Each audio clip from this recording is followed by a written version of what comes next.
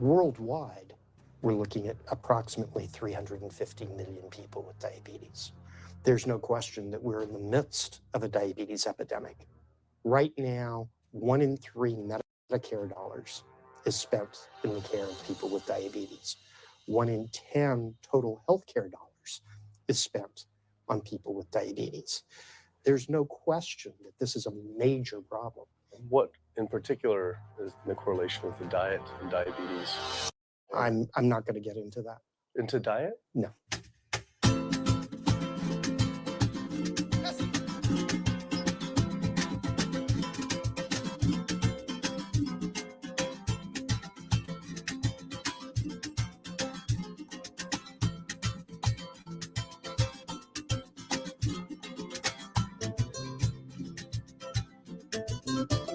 My name's Kip. I'm a filmmaker from San Francisco and I have a confession to make.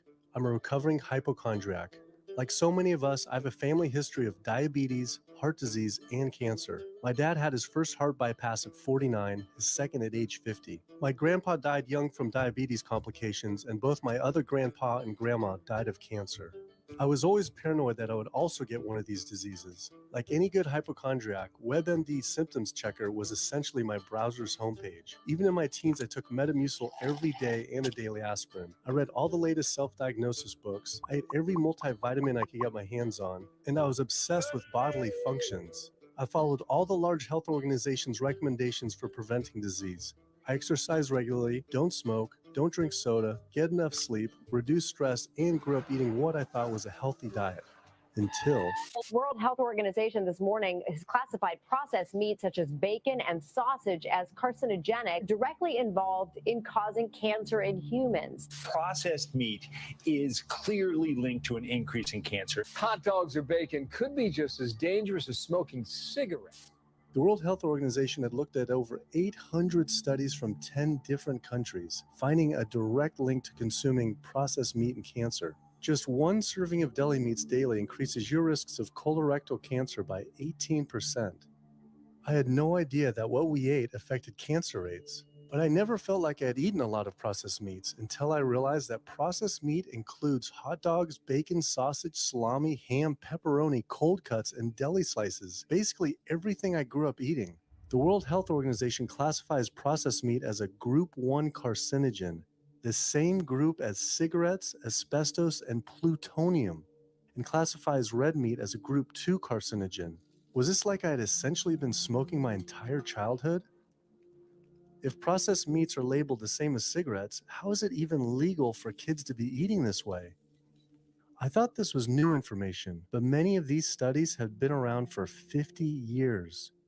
I couldn't believe I'd been eating processed meats virtually my entire life and was just now finding out how dangerous they are. Why hadn't I been hearing about it from the American Cancer Society, the largest cancer group in the nation?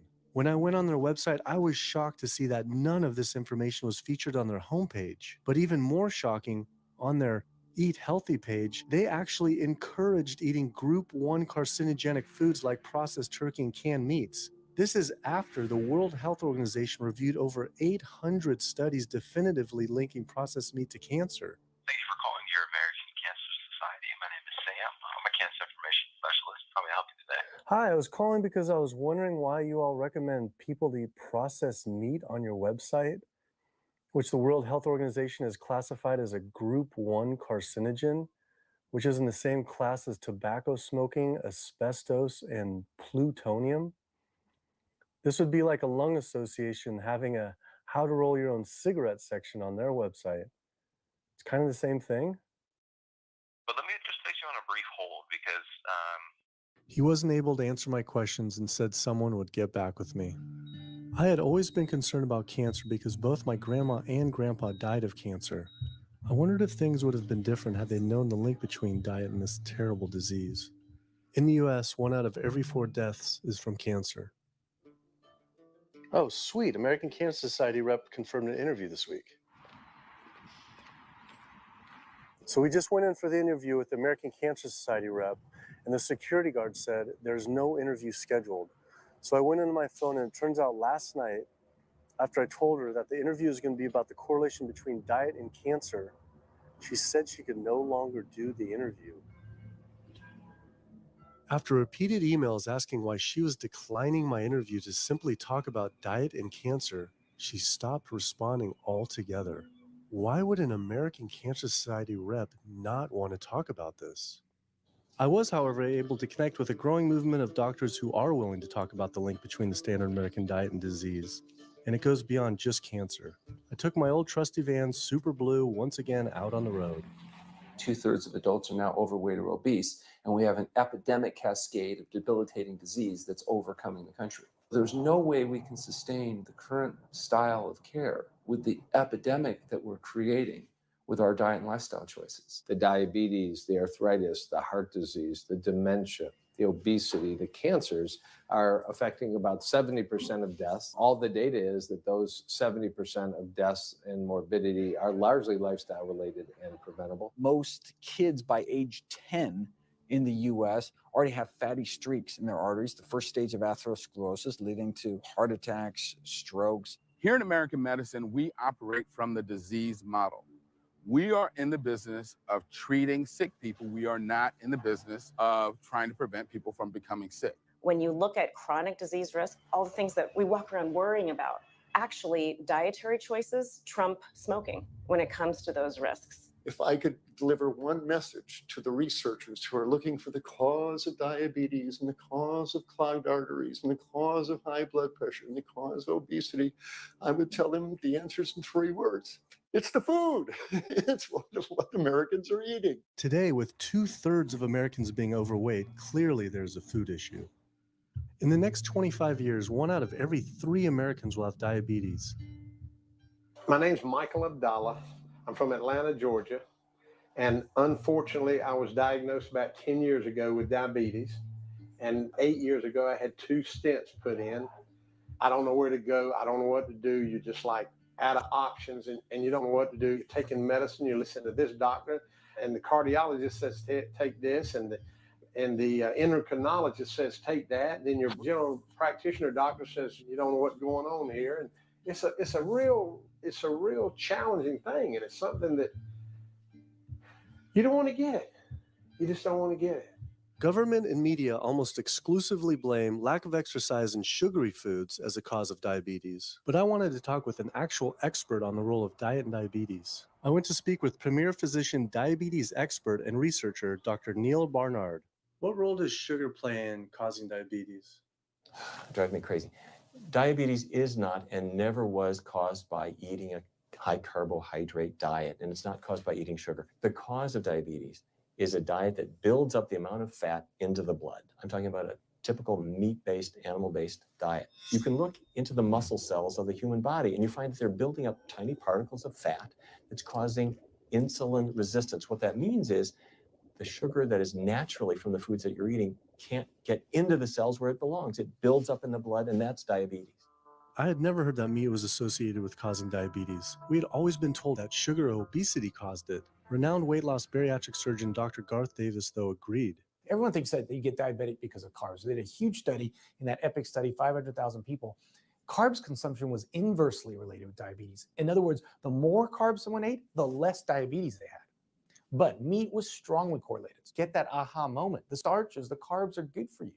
They're not bad for you. This idea that carbs make you fat is utterly ridiculous. Carbs cannot make you fat in and of themselves. We have storage in our muscles and in our liver for carbs called glycogen. So when we eat carbs, we either store it or we burn it. Now, eat fat, that goes straight to your fat. Your body can't turn those carbs into fat unless you're really overdoing the calories. Obesity, it's a death sentence. You're at much higher risk of getting cancer. You're almost certainly going to get diabetes. I mean, no one wants to fat shame, and we all want everybody to be comfortable with our bodies, but this movement to be comfortable with our bodies has made us comfortable with being sick.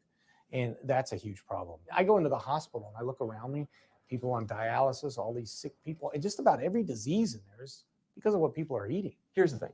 If I eat a sugary cookie, the sugar lures you in like the Trojan horse, but waiting inside that cookie is a huge load of butter or shortening, and that's what fattens you up. And that's the part that leads to the diabetes. It's the fatty foods, not really so much the sugar. It's not that sugar is good for you. There's no nutrients in it. It's excess calories. But when you eat sugar, you don't get inflammation right away. When you eat sugar, you're not getting plaques forming in your vessels. When you're eating sugar, your body's going to store most of it as glycogen or burn it as calories. And so this focus on sugar has taken all the focus off meat, dairy, eggs, pork, turkey, chicken. People need to understand, if their child gets diabetes, you've just taken 19 years off their lifespan. We're talking life and death. I realized there was so much more about diet and disease that I hadn't ever learned. It felt as if this information had been practically withheld. Processed meat causes cancer. Sugar doesn't cause diabetes. I had doubt about the claims these doctors were making, so I did some searching on my own. Harvard researchers looked at 9 prospective studies finding that just one serving of processed meat per day increased risk of developing diabetes by 51%. The link between eating meat and developing diabetes became undeniable. But when I went on the leading diabetes organization's website, the American Diabetes Association, not only did they not have this information front and center, they were featuring recipes for red and processed meat. And on their recipes for healthy living, they had bacon-wrapped shrimp? What the hell? All right, send an email to American Diabetes Association, see if they'll get back to us. As destructive as diabetes is, it pales in comparison to heart disease. Over 17 million people die every year from cardiovascular disease. It is the leading cause of death around the world. Nearly 1 out of every 3 people will die from this disease. The amount of people who die from cardiovascular disease is the equivalent of 4 jumbo jets crashing every single hour, every single day, every single year. My name is Amy Resnick, and I'm from Swampscott, Massachusetts, a little bit north of Boston. And I recently went to my doctor for asthma because I had a very hard time breathing. And while there, she did some blood work. And one of the tests was C-reactive protein. And on a scale from there was a scale of 1 to 3, 1 being low for cardiac event, 3 being high for cardiac event. And my number was 10.82. What does that mean? That means I am on the road for a heart attack. And she said probably within the next 30 days. 30 days? 30 days, if I'm going the way I was going. I take this for my heart arrhythmia, take this for pain, oxycodone for pain, and lorazepam for stress, cyclobenzaprine for a muscle relaxer, also take Topamax and Prozac. And I also use a CPAP machine to help me breathe. And my asthma has been so bad this past year, I use it during the day as well to get some air. I am tired when I wake up. I'm tired during the day. I take a nap. I'm still tired. I can't breathe. And I know I need to make a change for my health, or else I'm not going to be here for my family. When we speak of heart disease, I would say the role of alcohol is pretty small. The role of sugar is very small too. Smoking is big, but the good news is that most people have quit or never did smoke. The problem with animal-based diet, its contribution to heart disease is huge and it is pervasive. All this expensive imaging, procedures, bypasses, medication, none of which has one solitary single thing to do with the causation of the illness. So you die of a completely benign foodborne illness that never had its causation treated. When we eat these kind of dead meat bacteria toxins, within minutes, you get this burst of inflammation within your system such that you basically paralyze your arteries. You get this stiffening of the arteries, their inability to relax normally in half. So it's not like decades down the road eating unhealthy, there'll be some damage. No, we're talking damage right then and there within minutes of it going into our mouth.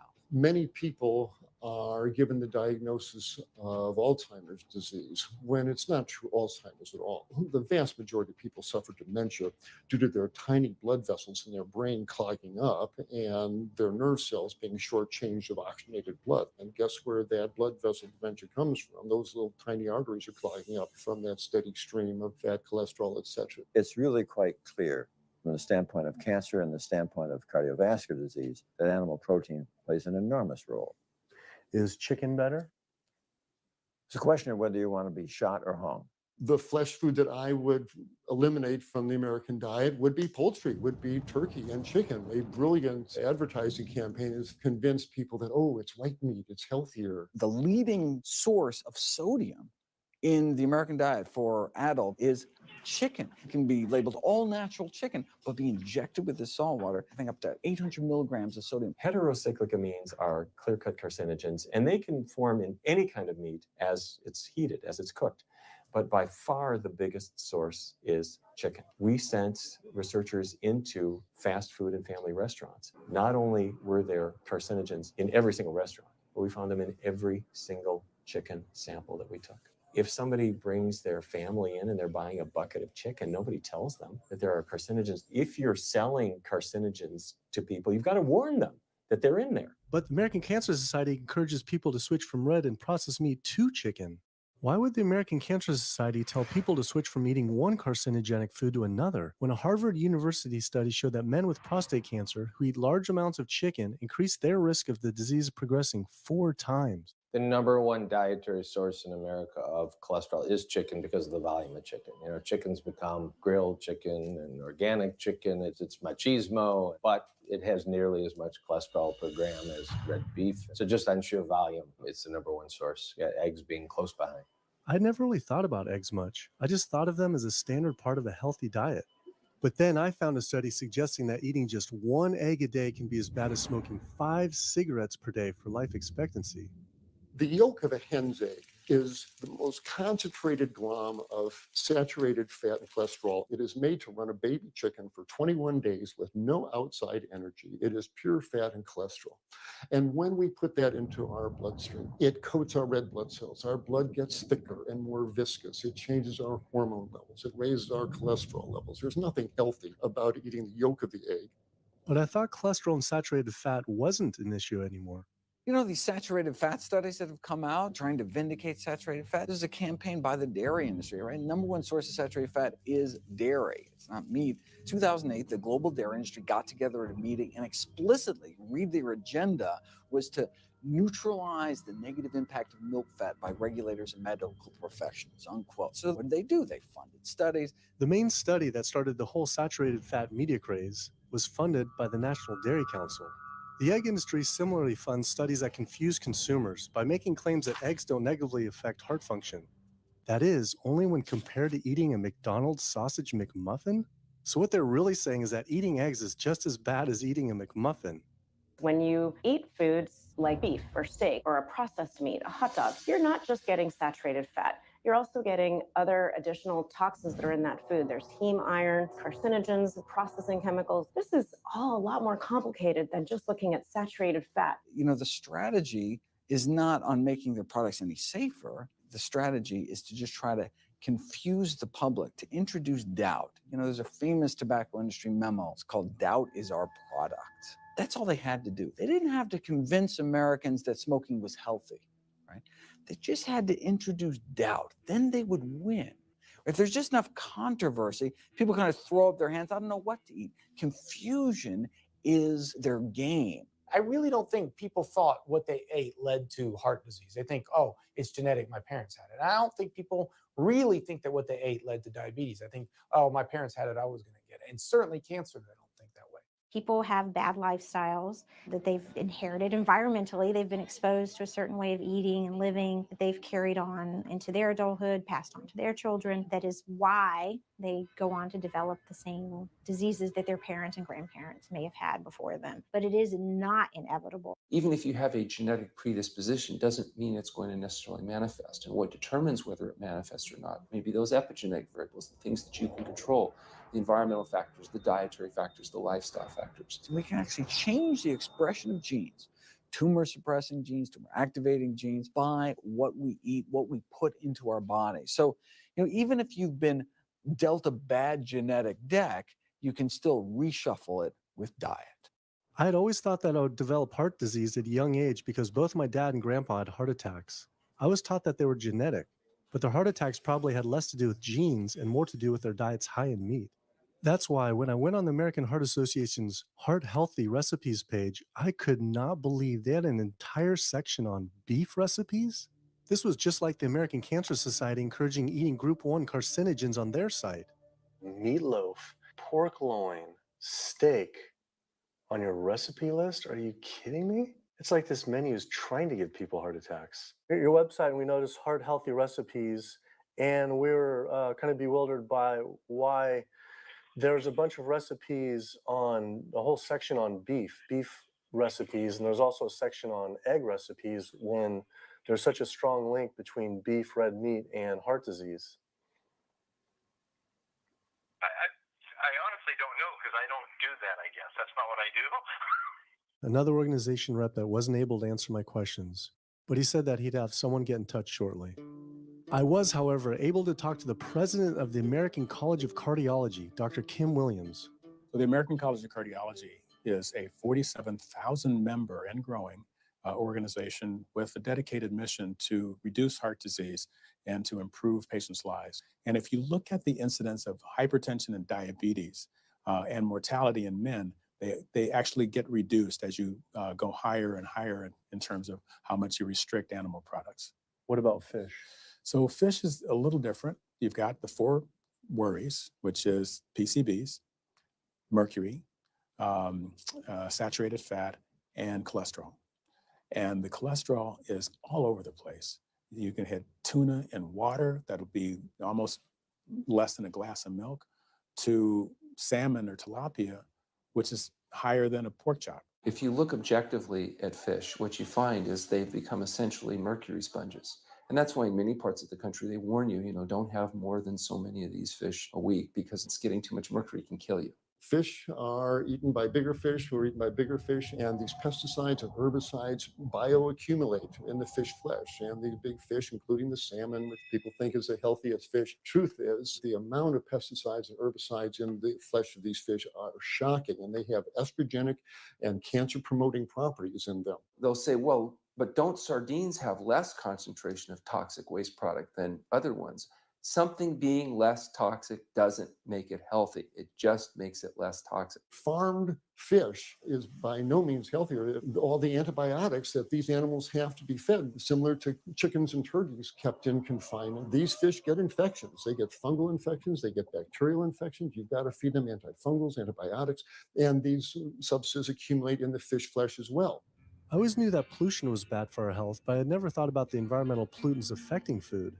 Dioxins, being the most toxic man-made chemicals known to science, cause all sorts of things. They cause endometriosis, they cause cancers, they cause endocrine disruption problems. Most of your exposure, 93% of it, comes from eating meat and dairy products because it climbs up in the food chain so effectively. So you can get exposed to living near these incinerators and breathing it, but it'll take you 14 years to breathe in as much dioxin as a cow will ingest by eating the grass in one day. And that dioxin will accumulate in its fat, which includes the milk and the meat, and anyone eating meat or dairy products is going to get that dose of dioxin, so it climbs up the food chain every step. Men have no way in their bodies to get rid of dioxins, but women have 2 ways. They're both involving having a baby. One is that dioxin crosses the placenta into the growing infant, and the other is that it comes out from the breast milk. So if you have a meat and dairy consuming mother breastfeeding that infant, then the highest impacts of toxic exposure like mercury and dioxins will go to that infant. Pregnant women are told, oh, certain types of fish should be avoided. But what about all these other animal products which are introducing, imagine as the fetus is developing, introducing these very harmful toxins which create reproductive abnormalities, developmental problems, and hormonal issues right as the child is developing, the most critical stage of development. It does make you worry when people say, don't you want to have a little bit of milk because you're pregnant? Don't you want to have some fish because you're pregnant? Who do you think is going to get the chemicals that are in that? All these environmental toxins and toxins from the feed that they're being fed accumulate in their tissues and are released into the mother and unfortunately to the child when you eat these products when you're pregnant. So this includes antibiotics, hormones, steroids in animal feed. Commercial animals are largely fed GMO corn and soy, which are very laden in pesticides. PCBs have been banned since the 70s, but they persist in the environment. Dioxins, all of these compounds can create hormonal, reproductive, developmental damage as well. Eating organic beef, poultry, pork, or fish will not help you avoid contaminants like mercury, like dioxins, like strontium-90, because they fall out over all sorts of farm fields and water bodies, and they don't skip over the organic fields. And so really the contaminants are coming in regardless of how these animals are raised.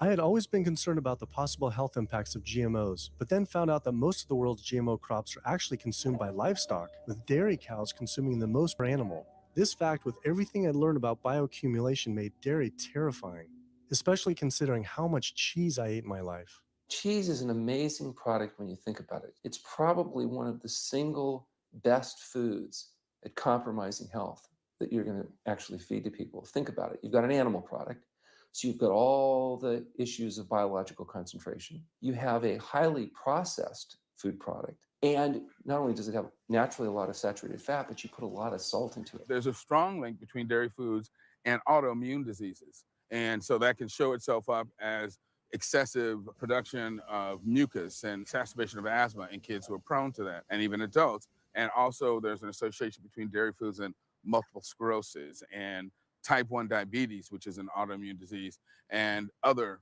rheumatologic problems. Cow's milk is baby calf growth fluid. That's what the stuff is. There's absolutely no child or human on earth who actually needs the milk of a cow any more than they need the milk of a giraffe or a mouse. Most people in the world are lactose intolerant. I mean, that's the normal state of affairs. Why would your body create this enzyme to digest lactose after weaning, after infancy? It doesn't make any sense. 73% of African Americans are lactose intolerant, 95% of Asians, roughly 70% of Native Americans, and about 53% of Hispanic Americans are lactose intolerant. Our government is encouraging Americans of color to eat foods that it knows is going to make them ill. Ultimately, what that boils down to is the government is telling me as an African American to eat food that's going to make me ill for no health benefit so that it will benefit dairy farmers as a form of institutionalized racism.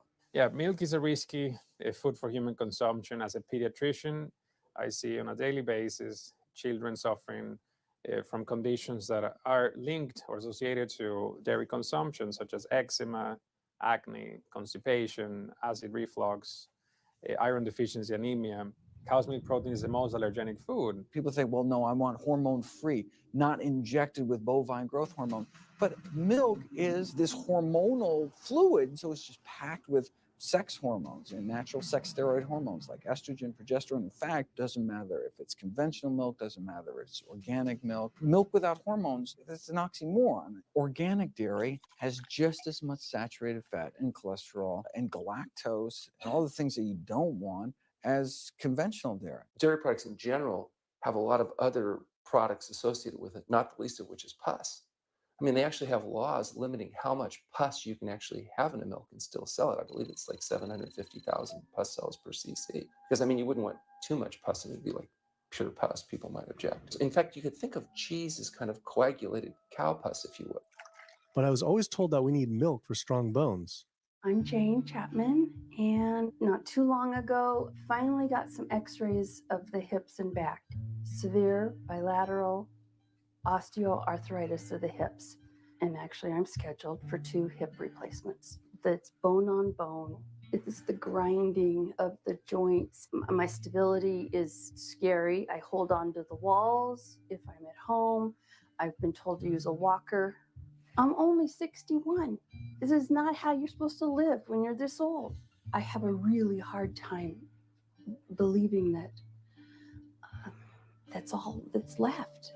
Researchers have studied bone development in kids and whether they get stress fractures and that kind of thing. And the kids who drink the most milk have zero protection. Milk does not build strong bones. Harvard researchers have looked at a large group of older women. Over an 18-year period, the milk drinkers had zero protection from fractures. So this old notion that somehow milk is going to build strong bones or protect your bones later in life, it's a myth. People that drink milk have higher rates of hip fractures, have more cancer, and live shorter lives. It turns out that countries with the highest dairy consumption also have the highest rates of osteoporosis. So clearly, drinking more milk doesn't protect your bones. Doing more research, I found that dairy was linked to many different types of cancer as well.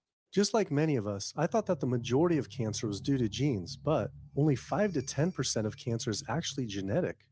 Any cancer is caused by a DNA mutation, but that's not enough. So that can cause that first cancer cell, but one cancer cell never killed anyone. 2 cancer cells never killed anyone. But 1 billion cancer cells, now we're running into problems. So we need to reduce the growth factors in our body, like IGF-1. Insulin-like growth factor 1 is this cancer-promoting growth hormone involved in every stage of cancer cell growth and spread and metastases.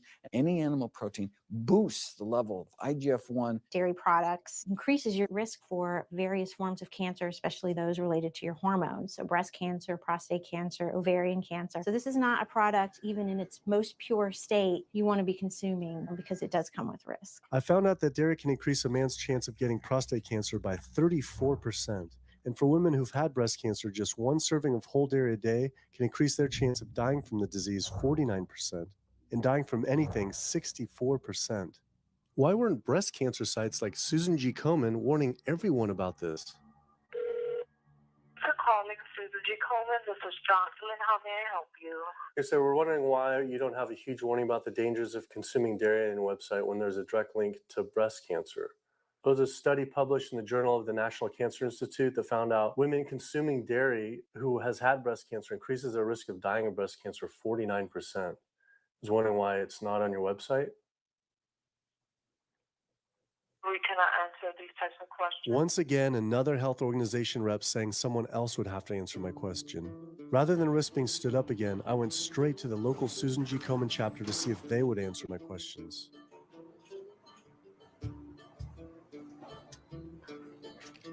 They didn't want to answer my questions in person either and told us to stop filming, but promised they would connect me to the national office directly. Susan G. Komen's Pink Ribbon campaign had done a lot to raise awareness for breast cancer. Although it was confusing to see pink ribbons on dairy yogurt containers. Breast cancer can be prevented with a healthy diet and lifestyle, but we're not. We're talking about pink ribbons and putting all the money into research for the cure. I, for one, know that I would want my daughter, my mother, me, I want to focus on not getting to that point. And that's where I would like to see more energy and effort put. I had been a hardcore cheeseaholic virtually my entire life, despite the risks, but like so many others, I seem to have been addicted to it. It turns out that the casein protein, that's the main protein in dairy products, and particularly in cheese, it breaks apart in the human digestion to create what are called casomorphins, casein-derived, morphine-like compounds that go to the brain and they attach to the very same receptor that heroin attaches to. Don't get me wrong, they're not as strong as that, but they are strong enough to make you come back again and again and again, despite the fact that you're gaining weight, you're more unhealthy than you've ever been, but that cheese just calls out to people. Casomorphin may play a role in SIDS and sudden infant death syndrome, may play a role in autism. This is one of the reasons why we don't want infants drinking milk from cows. Human breast milk has 2.7 grams of casein per liter, compared to 26 grams per liter for cow's milk. That's practically 10 times more. No wonder it's so addictive. This talk about addiction made me think about all the drugs animals are fed. I went to the headquarters of the Center for Food and Safety, the nation's leading FDA government watchdog group, to see how concerned we need to be about drugs in our food. So that we know of, there are at least 450 different drugs that are administered to animals, either alone or in combination. These drugs are given to animals for a variety of reasons, very, very few of which are actually beneficial to consumer health. We've got drug companies that work real hard to make sure they can sell lots of drugs to people raising cows, pigs, and chickens. The pharmaceutical industry sells 80% of all the antibiotics that it makes in the United States to animal agriculture. Antibiotic residues are found in meat. Other antimicrobials are found in meat. There has been ractopamine found in meat. There's been hormones found in meat. So right there, you're talking about 4 different drugs. It could be, in the same piece of meat. The pharmaceutical company is supposed to show the safety of animal drugs. They're not really testing to see what the impacts of these drugs are on humans. They're really looking to see what the impacts of these drugs are on animals. When we try to get information on some of the health studies and the environmental studies from federal agencies, we get back page after page of blacked out information because the company claimed confidential business information. Consumers have no idea what is in the products that they consume. So how sick something makes me and how bad it pollutes the environment is a secret for a company.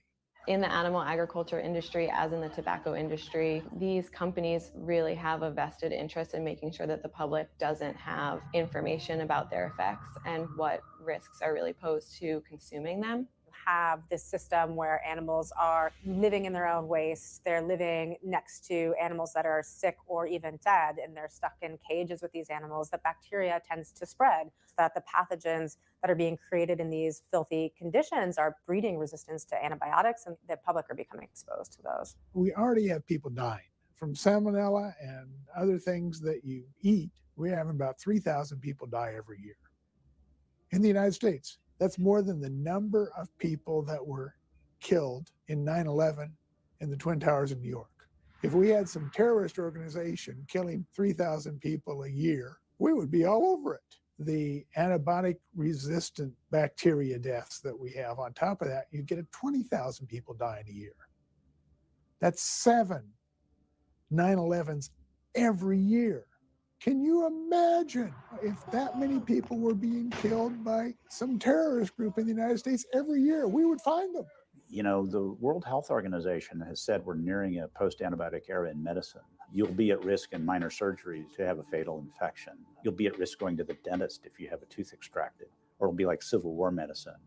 You get an infection in your leg and you cut your leg off. So you have this very dangerous situation. By crowding these animals in, they become a perfect engine for generating a new flu virus that can come out into the community. If you lived near a swine spray field, not even the CAFO, but the waste disposal field, you were 3 times more likely to have a MRSA infection. You can't see how it impacts the average person's life in Duplin County, North Carolina, and not be a little upset about it. From an environmental standpoint, from a community standpoint, from all other aspects, North Carolina, we're in a state of emergency. We've already had bouts of swine flu, or H1N1 as they prefer to refer to it. That particular swine flu incident was originated on a farm here in North Carolina. There's approximately the same number of hogs in North Carolina as there are people. Between 8 to 10 times the amount of feces is produced by a hog, an adult hog, as compared to an adult human. 10 million pigs in North Carolina produce the waste equal to 100 million humans. This is the equivalent of the entire U.S. eastern seaboard flushing their toilets into North Carolina. But there's no waste treatment. The pigs' waste falls through slats in the floors of the sheds they are forced to live in. It is then pumped into giant waste pits, which leach into rivers and streams, and is pumped out unfiltered onto fields, further polluting the environment and neighboring health. When you go back and you look at where these hog facilities are located, there's a disproportionate number of them that are located near communities of color, low-income communities. It is definitely a human rights issue. My sister, she have asthma, and you know, her brother, he have asthma. He's 3, and we don't know what she might have. I have asthma, I have sinus, I have sarcoidosis, that's the bacteria, and I have a pacemaker, which is 6 sinus syndrome. But you know, mostly everybody in this neighborhood got asthma or either cancer. My neighbor there died from cancer probably just last year. My nephew down the street, he's got cancer. He's in terminal cancer, stage 4. Not a smoker, not a drinker. And it's not in his lungs. It's in his lymph nodes. Because if you live here and saw the way they do, you wouldn't eat no pork. Well, I don't eat bacon because I know where it comes from. When they die, they go into a box and they decompose because they swell from stretching heat. A truck come and pick them up, take them to the processing plant in Rose Hill, round them up into feed, and feed it back to the hogs. If I come out this door, if he's spraying there, it's gonna come in my face. They hit you right in the face. Smell like something that you have never smelled before. It's worse than a dead body. It's the family graveyard. I have my grandmother out there, my sisters, my brothers. When we go to the funeral, he used to spray. During the funeral? During the funeral, yes. During the funeral. Yeah. He spray. And when the people come, everybody be closing their nose up, saying how it stank. They can want to have a cookout on Sunday, he'll spray. Do you think he does it on purpose? I think so. Because he just sprays Sunday. He always sprays Sunday. And in most of these area hog houses and turkey house, is in the Black area or the Hispanic area. It's either or. Do you think it's also a civil rights issue? Yes. Yes, I do. Yes, I do.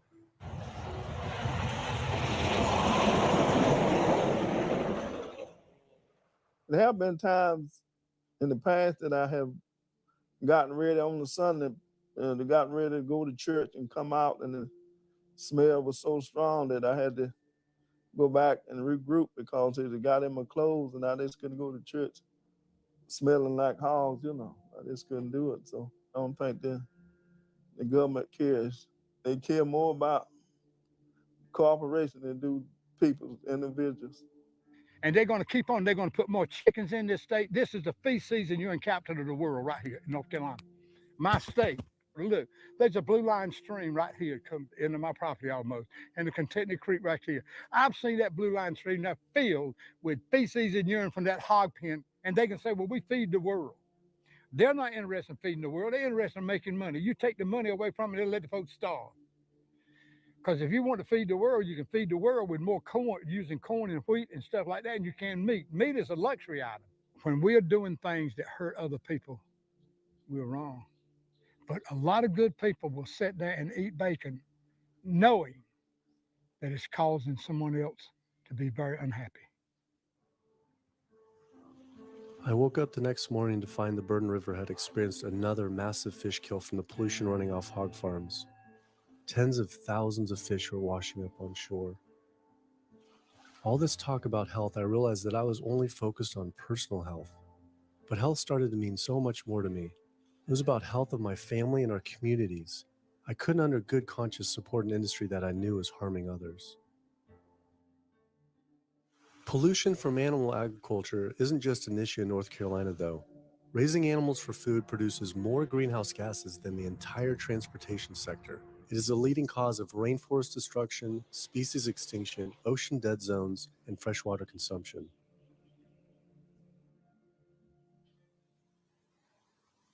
American Diabetes Association actually finally got back and they agreed to an interview. Preparing for the American Diabetes Association interview, I took a look at their diabetes diet and meal plan recommendations, and they were loaded with foods associated with causing diabetes. How could they expect people not to get diabetes if this was the food they were recommending? And then I saw multiple peer-reviewed studies published on the National Institute of Health website showing that a low-fat, plant-based diet was more than twice as powerful at controlling and even reversing diabetes than the ADA recommended diet that included meat and dairy. Well, the mission of the American Diabetes Association is to identify a prevention and a cure for diabetes, but in the meantime, to improve the lives of all people who are affected by diabetes. And what's the best way to prevent this? For type 2 diabetes, it's unclear. We can't prevent type 2 diabetes in everybody. When we're doing the research, we came across a lot of studies that said that you actually could potentially cure or reverse diabetes with a purely plant-based diet. I don't believe there's sufficient evidence to demonstrate that. How does it compare to the ADA diet that you recommend? We don't recommend a specific diet. We recommend healthy eating. The one that's on the website. We recommend healthy eating. Do you have a whole list of exact day-to-day, the meal plan, the whole meal plan? All they are selections of foods to consider. We do not have a diabetes diet. But with that selections, that you consider that plan compared to a plant-based plan? No one's done that study. We found actually some studies that a 74-week study found that low-fat vegan diet versus the ADA plan in type 2. I think we're done here. I'm not gonna get into an argument about. Oh no, I was just wondering the studies of if this is true or if it shows that. Any diet works. Any diet works if people follow it. But if it's a diet that's not the proper diet, like if anyone follows a diet that they I can't tell you what a proper diet is. I can tell you what an improper diet is. So then we can talk about the good diets. I'm not sure why. I'm not going to get into that. Into diet? No. Why not? If that's where you want to go with this, I'm sorry, I'm not the person that you should be talking to. And why is that though? If that's what you want to get into, I'm not the person you need to be talking to. Who do we talk to about diet? You can talk to anybody you want. But that's interesting though. Why not recommend a diet? Because the data don't exist to support But if we see data that we looked up that supports it with, like, you know, the NIH, in Europe, the European Association of Study. We're done. I'm sorry. I'm not going to get into that argument with you. No, it's not an argument. I'm not going to get into the argument. Why is it an argument? It's just talking about in European study of diabetes and other places that have studies why. There are lots of studies. Why is it even an argument? There are lots of studies in the literature, many of which have never been replicated or, frankly, are wrong. That's why we do peer review, okay? The European Association of Study of Diabetes has been peer reviewed? Or I don't know what study you're referring to, and in the absence of being able to see that study, I'm not going to comment. I could show it to you. I'm sorry, I don't have the time for that. I just don't understand why it's an argument, though. Okay.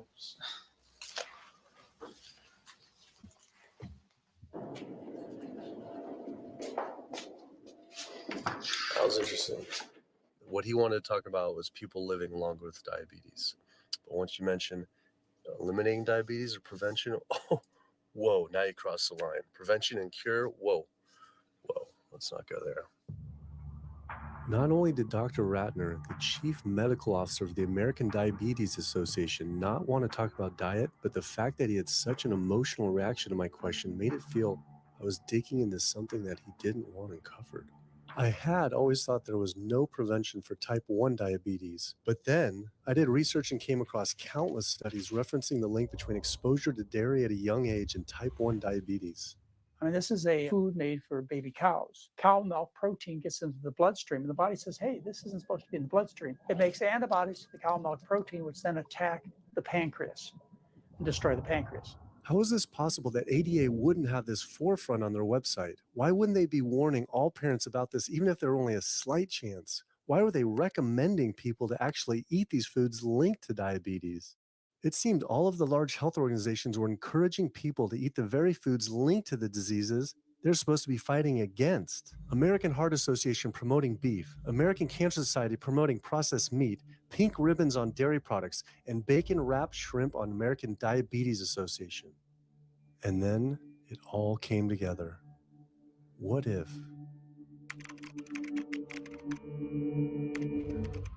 And there it was. The American Diabetes Association was taking money from Dannon, one of the world's largest dairy yogurt producers, Kraft Foods, makers of Velveeta processed cheese, Oscar Mayer processed meats, Lunchables processed kids meals, and Bumblebee Foods, makers of processed canned meats. American Cancer Society was taking money from Tyson, one of the world's largest meat producers, and Yum Brand, owner of Pizza Hut, KFC, and Taco Bell. Susan G. Komen was supposed to be fighting breast cancer, was corporate partnering with KFC, Dietz Watson Processed Meats, and Yoplait Yogurt. And the American Heart Association was probably the most disturbing of all, taking hundreds of thousands of dollars from the beef industry, poultry, and dairy producers, and millions from fast food and processed food manufacturers. Every single one of these organizations was taking money from meat and dairy companies that are associated with the causes of these diseases. This would be like the American Lung Association taking money from the tobacco industry. I was sick of not getting answers. So I went to the headquarters of these organizations myself. We have to speak to someone in person. There's millions of people dying from the foods that they're recommending people to eat. I wanted to find out why Susan G. Komen had accepted $35 million from Yoplait when their products can increase a woman's chance of dying from breast cancer 49%, and ask American Cancer Society if taking money from KFC and Tyson was the reason they promote eating meat. But every one of these organizations declined to be interviewed. What's really sad is that we cannot trust information from these leading health organizations like the American Heart Association, the American Diabetes Association, because they are taking money from the very industries who are causing the problems that they're supposed to be helping to prevent. So that makes the truth something that you are not going to be hearing as far as nutrition goes from these organizations. Well, that would be the end of their funding. That would be the end of their jobs. That would be lawsuits. They would bring the entire catastrophe down upon their heads, and they would essentially disappear as organizations. This one time I got invited to a charity fundraiser for the American Diabetes Association. And I showed up and they had a whole buffet and it was all just animal products. I remember like a big thing of barbecue chicken. And I was like, I stormed out. I said, like, serving chicken at a diabetes event is like serving alcohol at an AA meeting. It just doesn't make sense. We had scheduled to film an interview with a prominent surgeon, but before we could get inside the building, the hospital's media relations manager stopped us. Actually, I understand that Dr. said that you could film here today, but unfortunately that's not going to be able to happen. I know that he advocates for patients changing their diets, but the hospital makes money off these surgeries, and the reality is he does too. So we can't do anything that's going to negatively impact the hospital. So unfortunately, you're not going to be able to film here today. I was sickened by how open she was about the hospital being more interested in profits than people's health. But it wasn't just this hospital or these organizations. Even the U.S. government is involved too. Every 5 years, the U.S. Department of Agriculture creates dietary guidelines for Americans. The committee who writes these guidelines has been made up of individuals who have received money from McDonald's, the National Dairy Council, the American Meat Institute, the National Dairy Board, the National Livestock and Meat Board, the American Egg Board, Dannon, candy and sugar companies, Coca-Cola, and Anheuser, just to name a few, which means we are getting our dietary recommendations from the very industries that are killing us. And when the USDA, makes a pyramid or a power plate every 5 years for the American public, they're going to guarantee that on that plate are going to be foods which, when consumed, will result in millions of Americans perishing. The USDA, which is supposed to be protecting us, has two missions. It's supposed to protect us, and it's supposed to protect the producer. And guess what? When those two come head to head, they usually choose the producer. In internal documents uncovered by Dr. Greger, the USDA admitted that eggs cannot legally be called nutritious, low-fat, part of a balanced diet, low-calorie, healthful, healthy, can't say it's good for you, or even safe. Yet they still promote these products to the American people through federal checkoff programs. If you ask somebody if they've heard the checkoff program, the odds are they haven't, although daily they are seeing the messaging that these programs produce. So checkoff programs are responsible for the messages that we see on TV, on the internet, on bus billboards and magazines that say things like milk, it does a body good, or milk life, beef, it's what's for dinner, pork, be inspired, the incredible edible egg.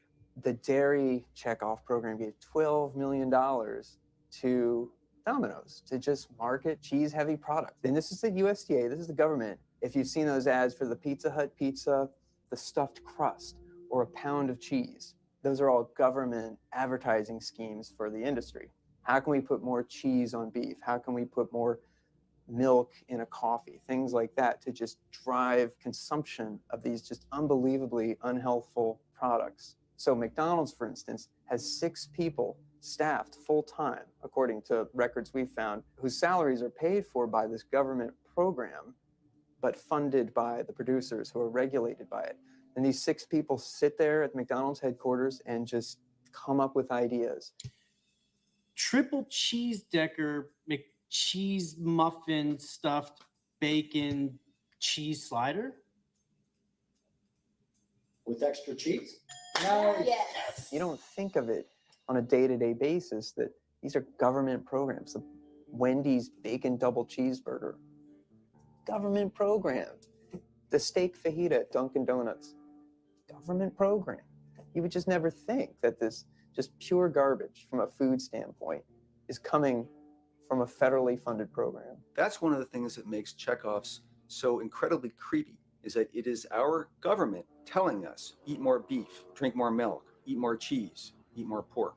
One of the very effective ways that the dairy industry promotes its products is to reach children, because kids are impressionable, they're going to be consumers for their entire lives, and you might as well get them while they're young. So dairy spends at least $50 million promoting its products in public schools throughout the country with posters with people with milk mustaches and messages like Milk It Does a Body Good or Milk Life.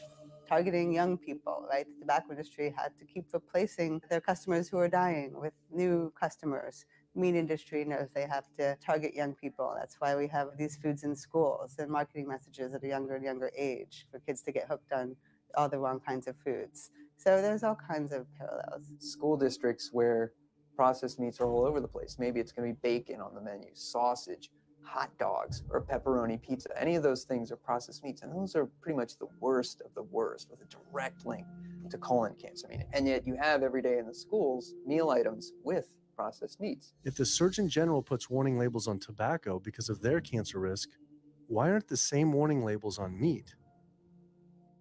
Based on the publicly available data, we know they spend at least $557 million promoting their goods through checkoff programs. We know that they spend at least $138 million lobbying Congress. We expect that they spend a good deal more than that in figures that simply aren't publicly disclosed. The industry's lobbying power is so strong that they can create laws and push through legislation that doesn't benefit Americans in any way, such as ag-gag laws that criminalize whistleblowing of photographing abuses by this industry. Activists in the U.S. can be charged as terrorists for disrupting the profits of any business that uses animals under the Animal Enterprise Terrorism Act, to the even more ridiculous ones like cheeseburger laws.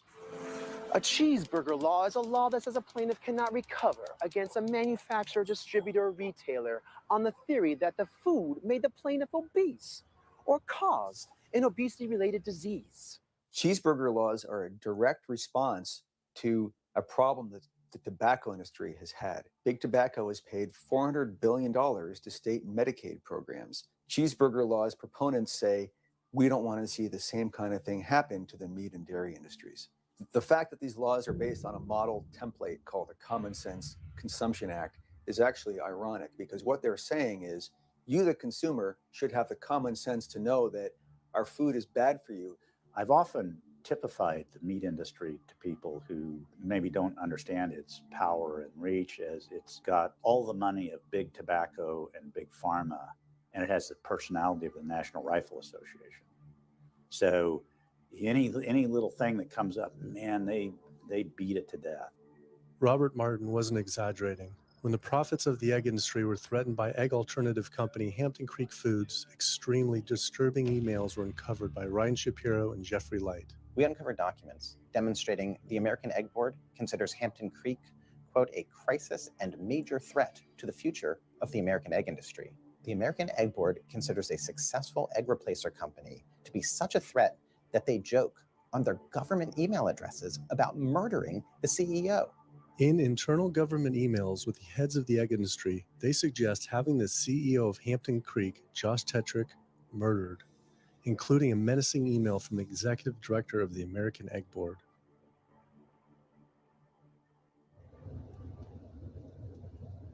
The meat producers don't have to pay for the heart disease or the environmental destruction or any of the other externalities, as economists call them, that their products cause. You know, then there's the whole pharmaceutical aspect of it, and the fact that there's a very strong pharmaceutical industry and lobby that has a huge stake in preserving the status quo. These chronic diseases, these are the cash cows of the pharmaceutical industry. You have a $5 billion stent industry. Do they ever want to see that go away? We've got a $35 billion statin drug industry. Do they ever want to see that go away? I'm talking about the pharmaceutical industry effectively controls what doctors are told. Most research isn't put into prevention. It's put into the medication that we might use for that particular disease. I'm on 2 different high blood pressure medicines, 6 asthma type medicines, even after 4 years of shots. And then another medicine to help take care of side effects from some of those medicines. I'm on high-level antidepressants, a couple of different pain meds for my back and hips. I'm taking about 16 drugs, not counting the insulin in the morning. I take insulin morning, insulin night, 32 to 34 units of insulin. Lantus, to be exact. Some of these meds are for diabetes. This is for peeing. I have to use this for my prostate, and then I have to use this for the heart, and I have to use this for blood pressure, And it's just on and on and on and on. The doctors are telling me this is what I've got to do for my whole life. And it's frustrating and it's very stressful. And I don't know how long my liver is going to last taking all this stuff. Under conventional medical treatment, whether it be for autoimmune disease or even conditions like high blood pressure or diabetes, you're told that you have to take drugs, and not just for a week or a month or a year. You're told you have to take drugs forever. You're guaranteed that if you follow your doctor's advice, you'll be sick forever. You'll never get well. That's the guarantee.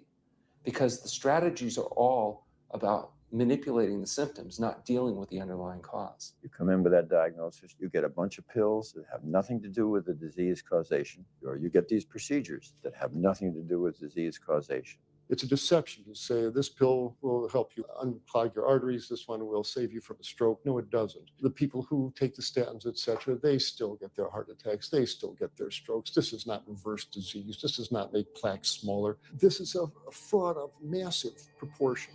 In the US, treating chronic disease such as heart disease, cancer, and diabetes is a $1.5 trillion industry.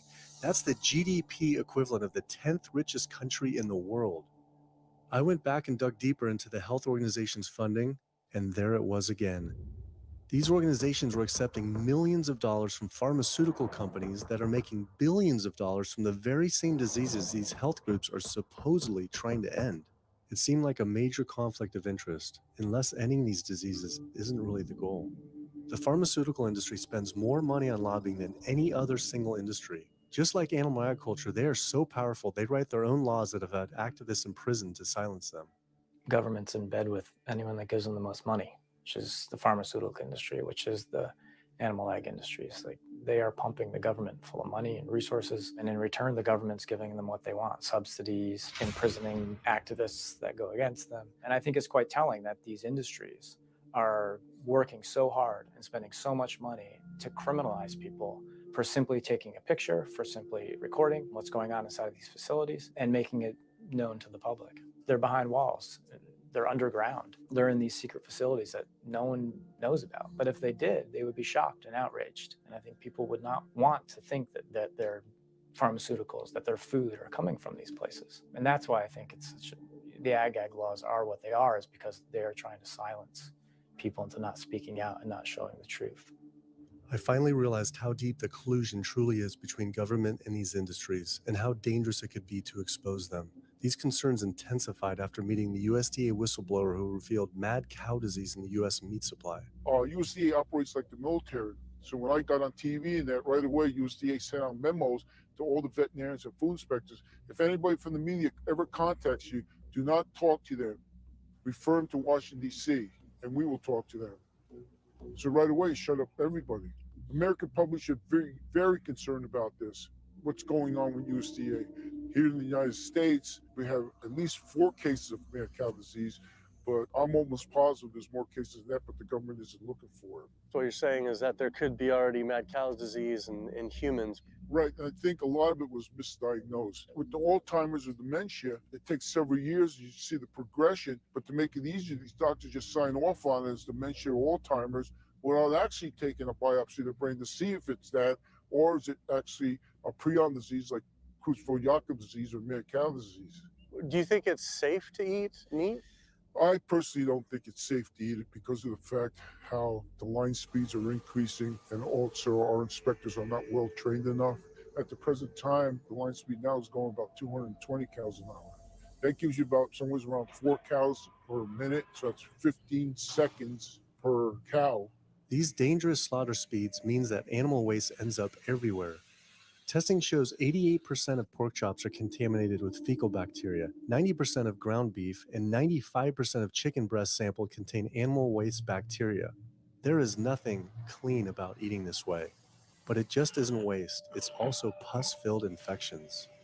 You can see there's a bump or some kind of abscess underneath the hide. Most of the time when the hide's pulled off, either that will open up the abscess and the pus will come out, or if it's deep-seated, when the inspectors are doing their work or the company employees, they might stick their knife into an abscess and it explodes all over the place. I had heard enough. I was utterly disgusted by the corruption, the greed, the disease, and the abuse I was learning about. The very animals we were killing us and the planet. But so many people eat meat and dairy every day of their lives, and we are so concerned about getting enough protein. Do we have to eat meat to get complete protein? Oh my God. Oh my God. You want me to jump off this building, don't you? Well, first of all protein is made by plants. I'll state that again for the record. All protein is initially made by plants, all of it. And it is not necessary to eat animal tissue in order to get protein. Only plants have the ability to actually take nitrogen from the air, break those molecules apart, and incorporate that nitrogen into amino acids and then make protein. Any protein you get from an animal is simply recycled plant protein.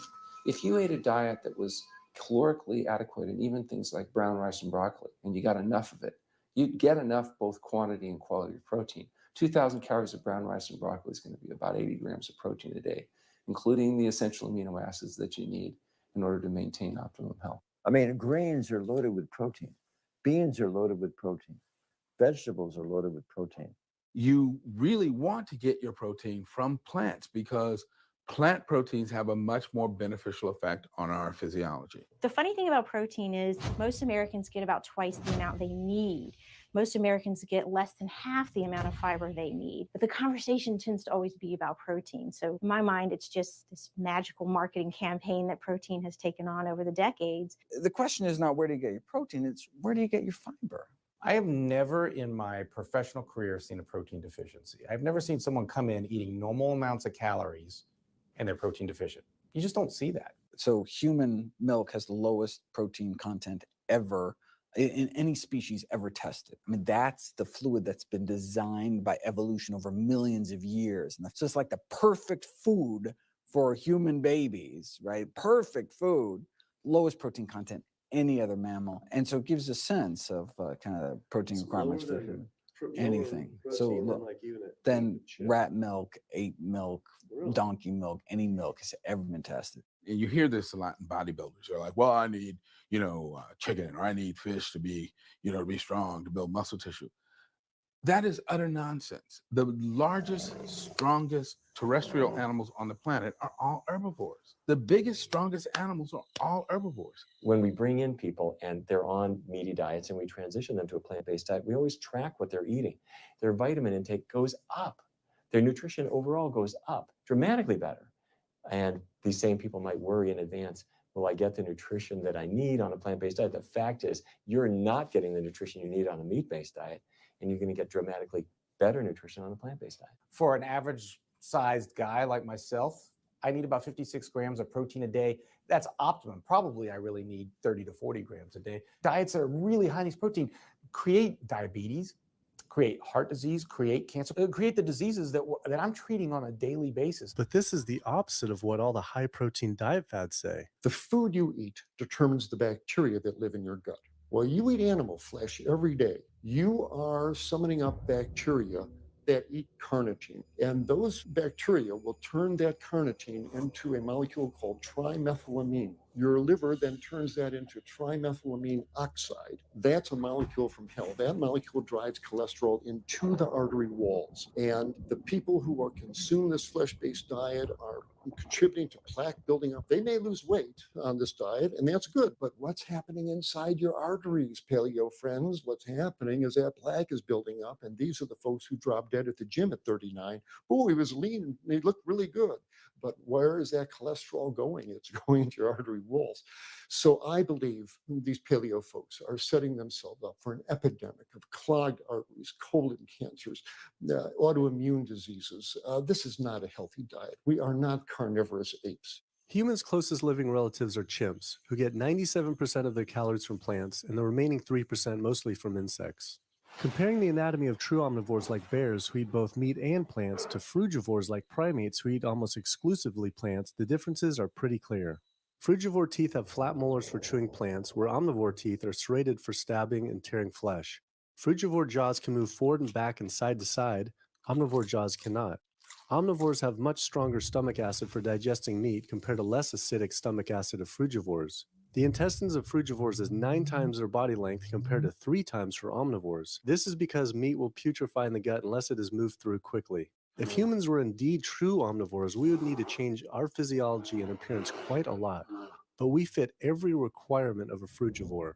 We may behave like omnivores, but anatomically, we're frugivores. Human beings, unlike bears and raccoons, and to some extent dogs, don't have that mixed anatomy and physiology that you see in the true omnivores, and thus we are not true omnivores. In humans, the canines have become really small and rounded and actually function like accessory incisors. They're utterly useless for ripping and tearing anything other than an envelope. So the idea that the mere presence of the canine somehow means that we're supposed to eat meat is silly. He was right. I always thought my canines were for meat, but what kind of animal could I actually kill and eat raw with these tiny teeth? The thought alone was disgusting.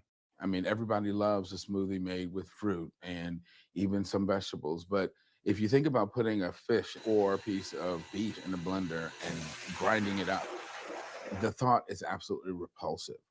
All these diseases I had learned about were from eating a diet our body wasn't designed for. What would happen if we started eating a diet our body actually was designed for? The data is crystal clear that you can stop and reverse heart disease with plant-based diets, scientifically shown. I've seen it in my own patients. People who adopt low-fat plant-based diets can actually reverse their heart disease. And that literally means watching the plaque start to go away, something they didn't think could happen. My experience with patients is, and those studies show, that when people adopt a fully plant-based diet, their cholesterol levels plummet within a few days. And if you do blood tests in a couple of weeks, you'll see dramatic improvements. Yes, your numbers are going to look great within a week or two. Your cholesterol can come crashing down. In fact, if you're on medications, your doctor may have to pull off your blood pressure medications so your blood pressure don't drop too low because it can work too good. Like that, the side effect is not having to take drugs. In a groundbreaking study published by Dr. Esselstyn following patients suffering from cardiovascular disease, 99.4% were able to avoid major cardiac events by going plant-based. Because it's not just heart disease, it's hypertension, it's diabetes, it's strokes, it's heart attacks, it's several of the autoimmune diseases, lupus, asthma, GERD, osteoporosis. I mean, there's a multitude of diseases, even rheumatoid arthritis. It can be so dramatic.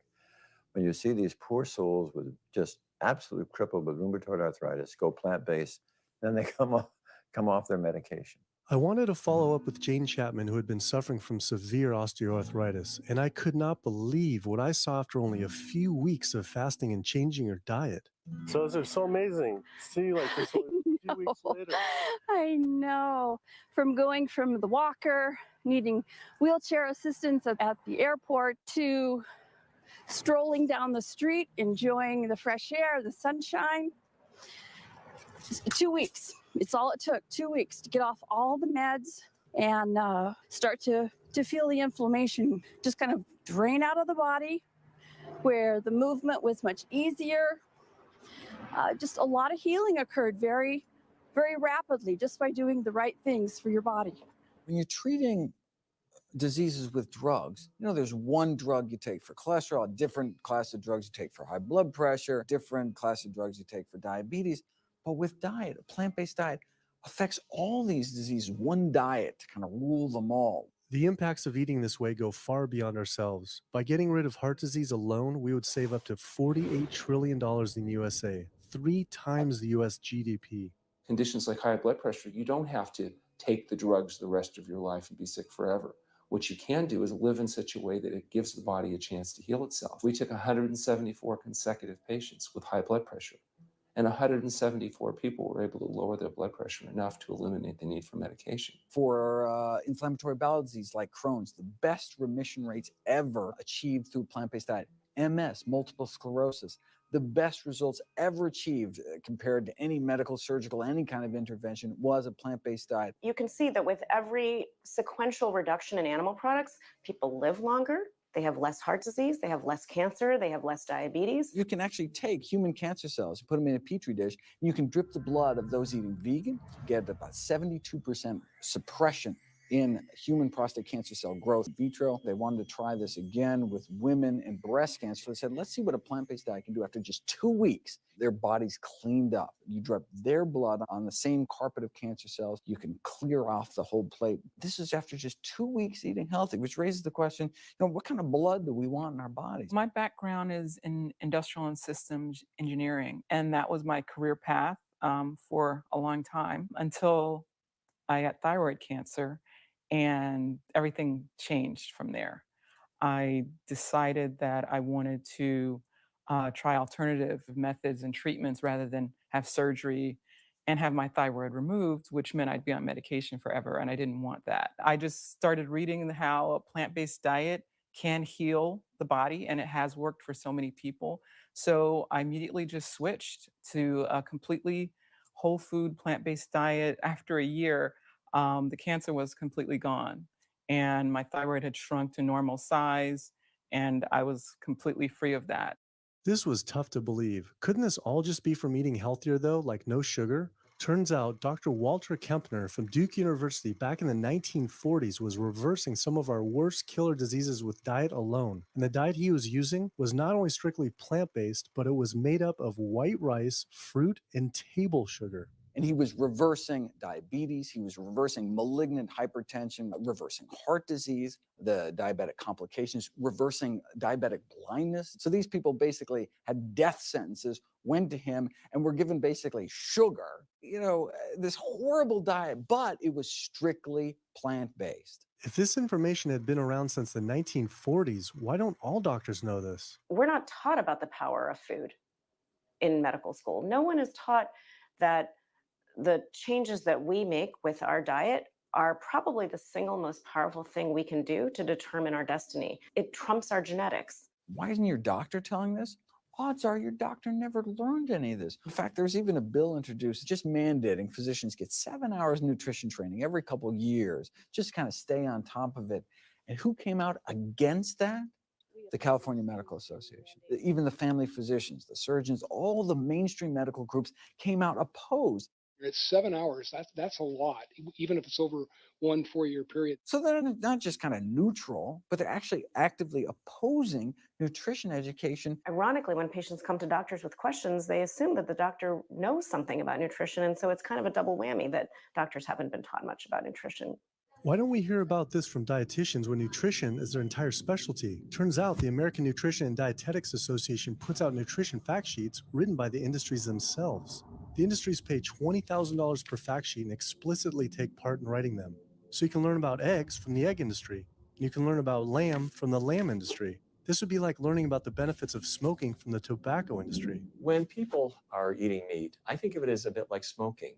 It's sort of Russian roulette. You may not get diabetes, but your chances of getting diabetes, about 1 in 3. You may not get cancer, but your chances, if you're a man, about 1 in 2. A woman, 1 in 3. Your chances of gaining weight, 2 out of 3. It's not all diet, but most of it is. The best thing that you can do to make sure that you empty all those bullets out of the chamber and you're not taking risks with your health is to get the animal products out of your diet and eat healthy foods. I came to True North to help me with my asthma and to lose a little weight. And it's amazing. Just in 2 weeks of changing my diet, don't have to take any asthma medication, no antidepressants, no pain medication, no heart medication, nothing, no medications at all. And it's just incredible. I was taking Oxy and Advil, and I was taking 800 milligrams of Motrin 3 times a day just to get through the day because I was in so much pain. And now, nothing. Wow. Nothing at all. 2 weeks. 2 weeks, So you're 14 taking days. All that medication, you're completely off. Completely off everything. It's just been so frustrating to me because I went to so many different doctors for help, and I tried so many different medications to help me with my asthma, and nothing helped. And I was stuck on the couch for the last 10 months, unable to breathe. And now in 2 weeks' time, 14 days, I'm off my medication and I can breathe and I feel good and I can walk. My life has changed, and it only took 2 weeks of a whole plant-based diet. That's incredible. Yeah.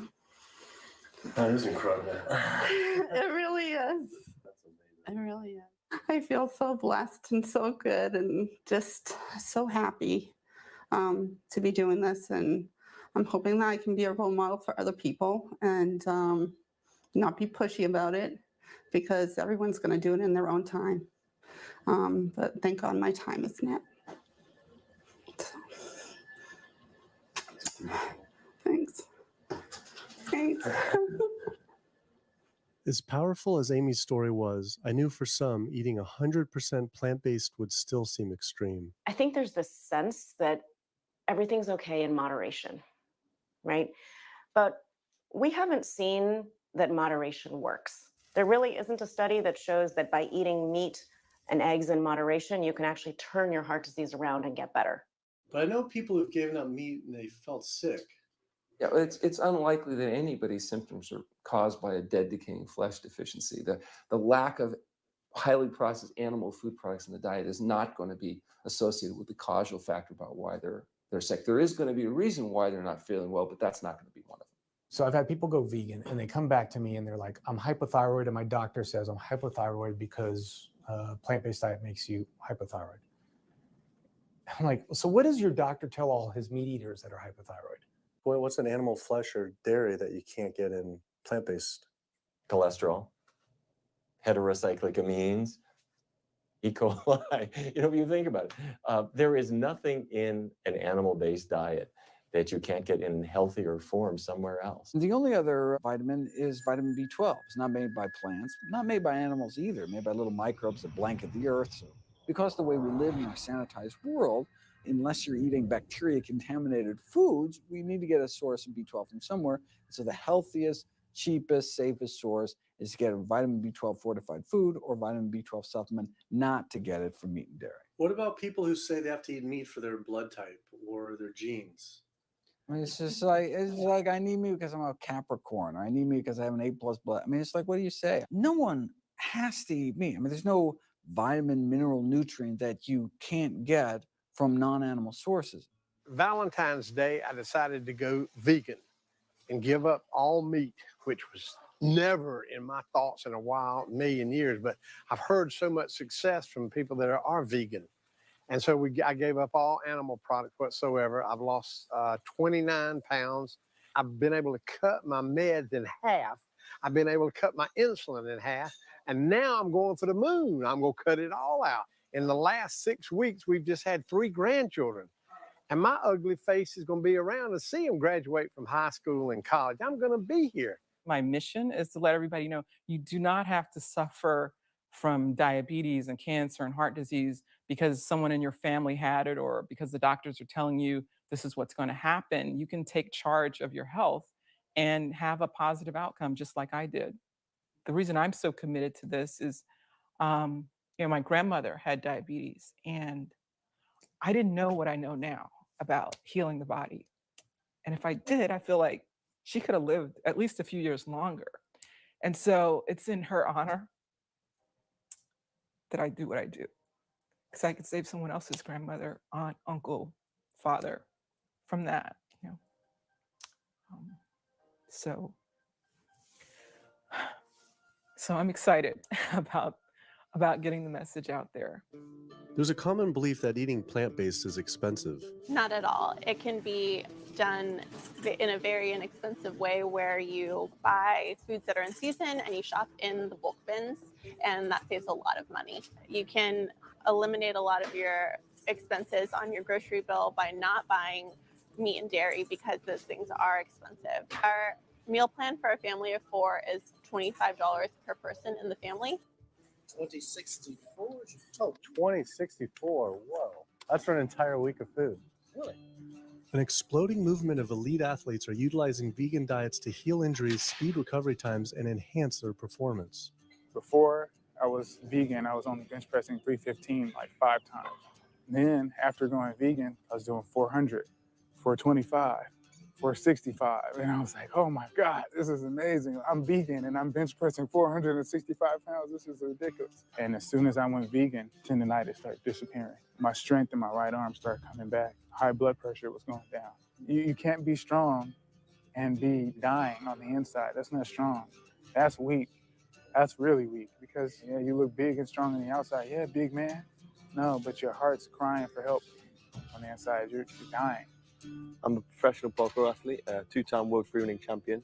And more recently, I got into Ninja Warrior, where I'm captain of Team Europe as we won USA versus the world. For something like Ninja Warrior and parkour specifically, you really need to have a good strength to body weight ratio. So I was carrying mass that I really didn't need. And when I went vegan, I lost 15, 20 pounds. I was more agile, I was more efficient, more stamina in my body. Just that extra bit of pop that I didn't have before, it just gave me that extra strength.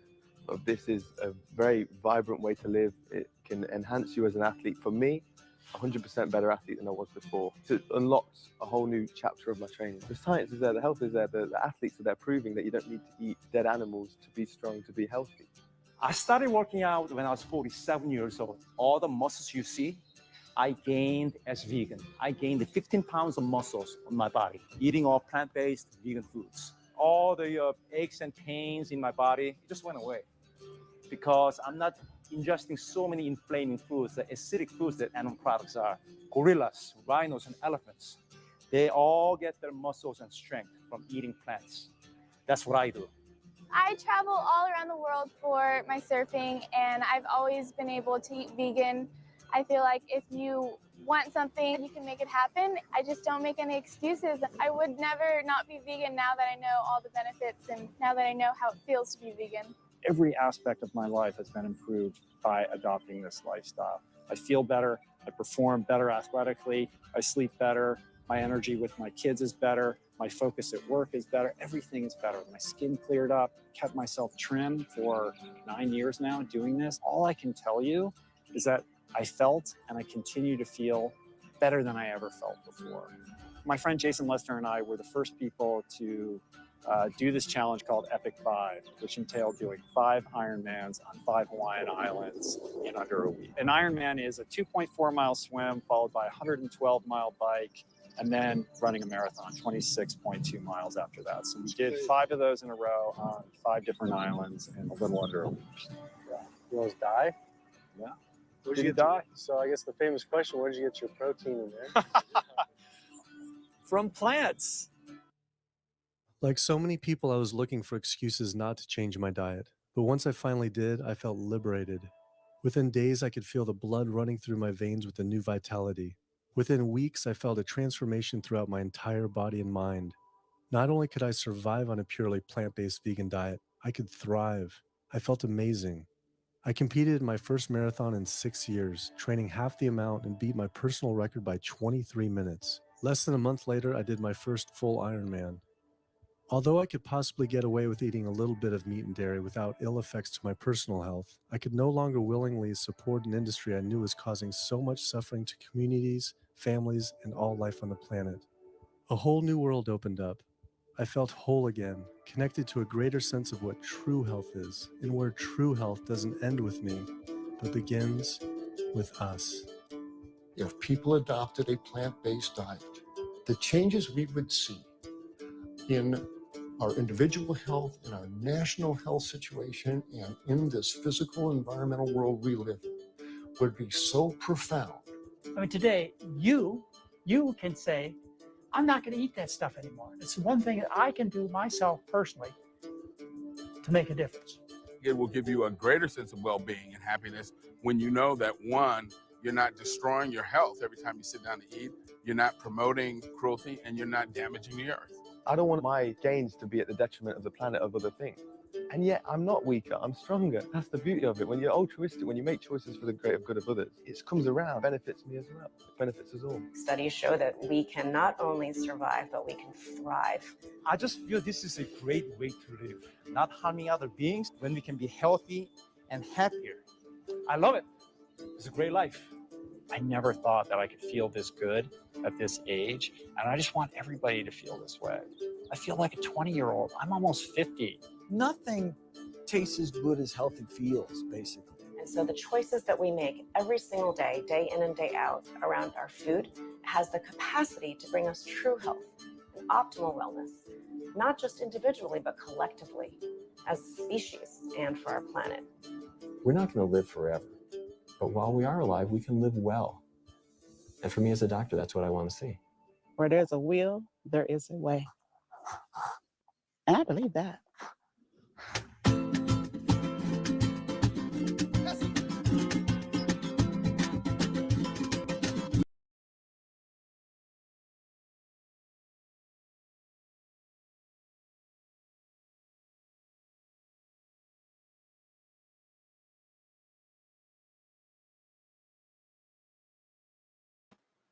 Yeah, shalom, shalom, family. Hallelujah. Yeah, I want to get on real quick and show that. What is that? Short-legged stuff. I want to get on there and show that real quick. Let everybody know, man. Stay encouraged. You know what I mean? As you see, all type of. The brother asked earlier, how long will it take if you've been on something for like 30 years?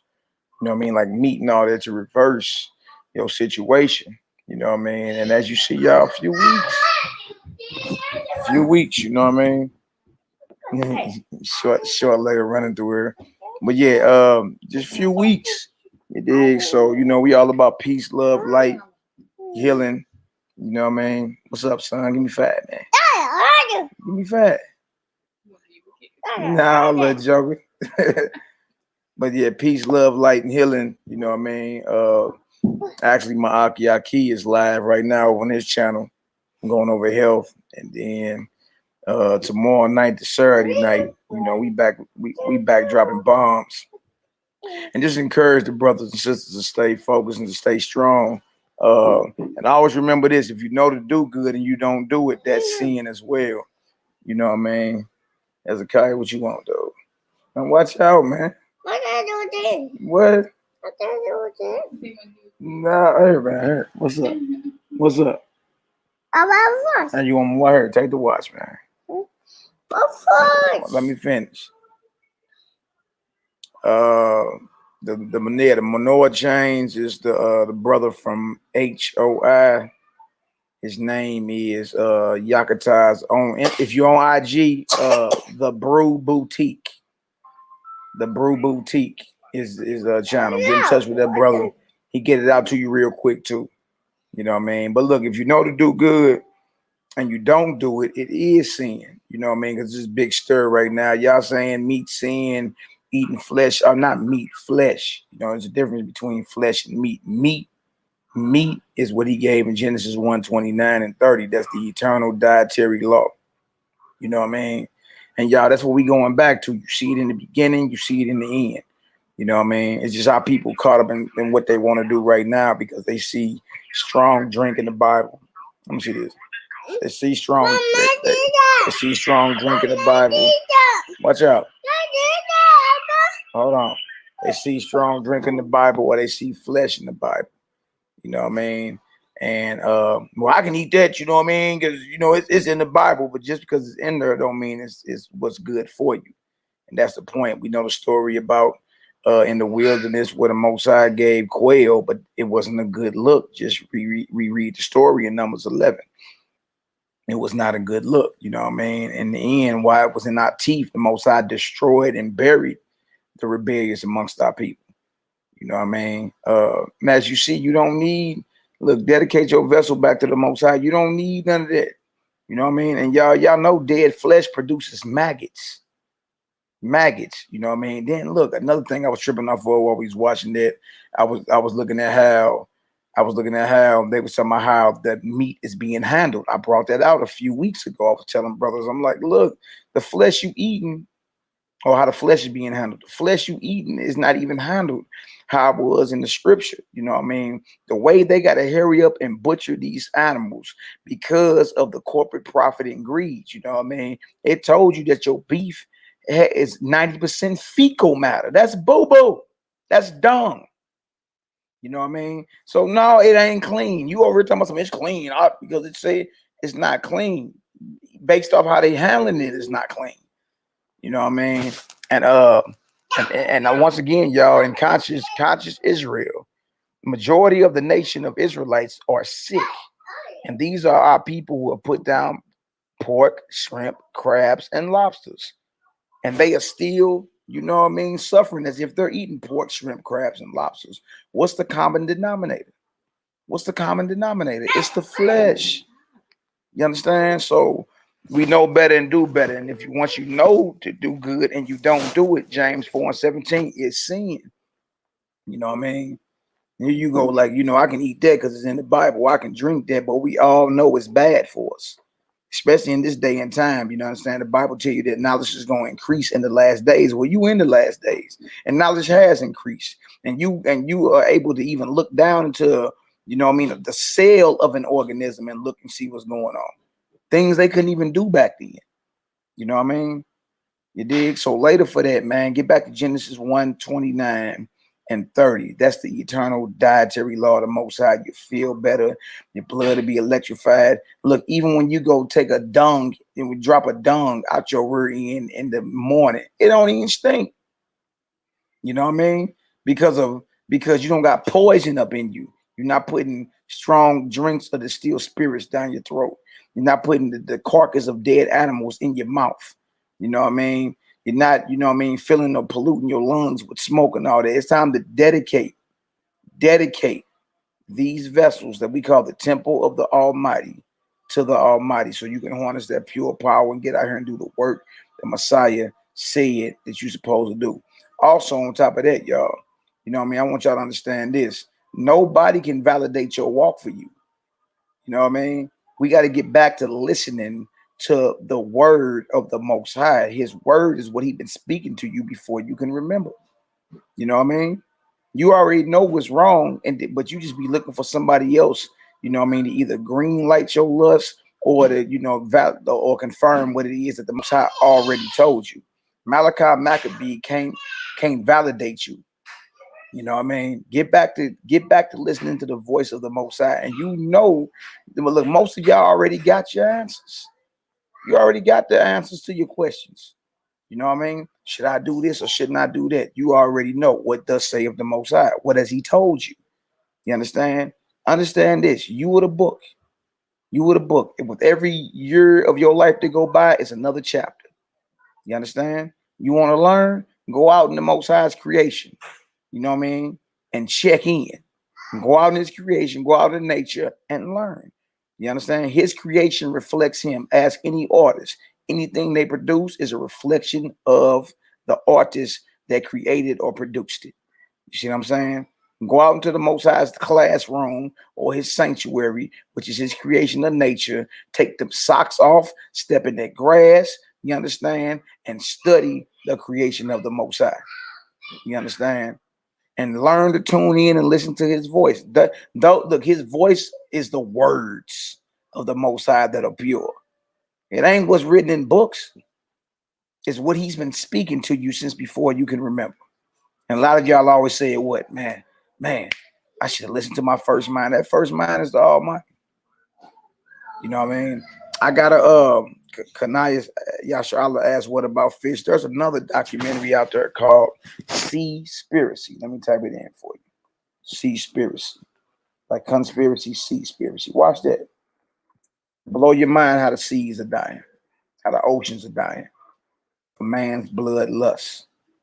You know what I mean? So again, there are things that are written in the scripture, but that don't necessarily mean it's good for you. You know what I mean? You got to get back to listening and look, understand this, y'all. Life experience is the best teacher. You don't need another man to validate nothing for you. You know what I mean? That's why I keep telling brothers that's mad right now, like, look, if it don't resonate with you, don't receive it. Don't receive it. You know what I mean? Can't nobody force you to believe anything, man. You know what I mean? Nobody can force you to believe anything. If it don't resonate with you, then don't receive it. Well, here you go, you picking and choosing. You saying chew the meat and spit the bones out. Absolutely, I'm saying that. You know why? Because you do it anyway. You even do it with the Bible. You chew the meat and spit the bones out. Whatever don't resonate with you, what you do? You read right past it in the scripture. You know what I mean? So again, y'all, you know what I mean? Look, I love y'all. Peace, love, light, and healing.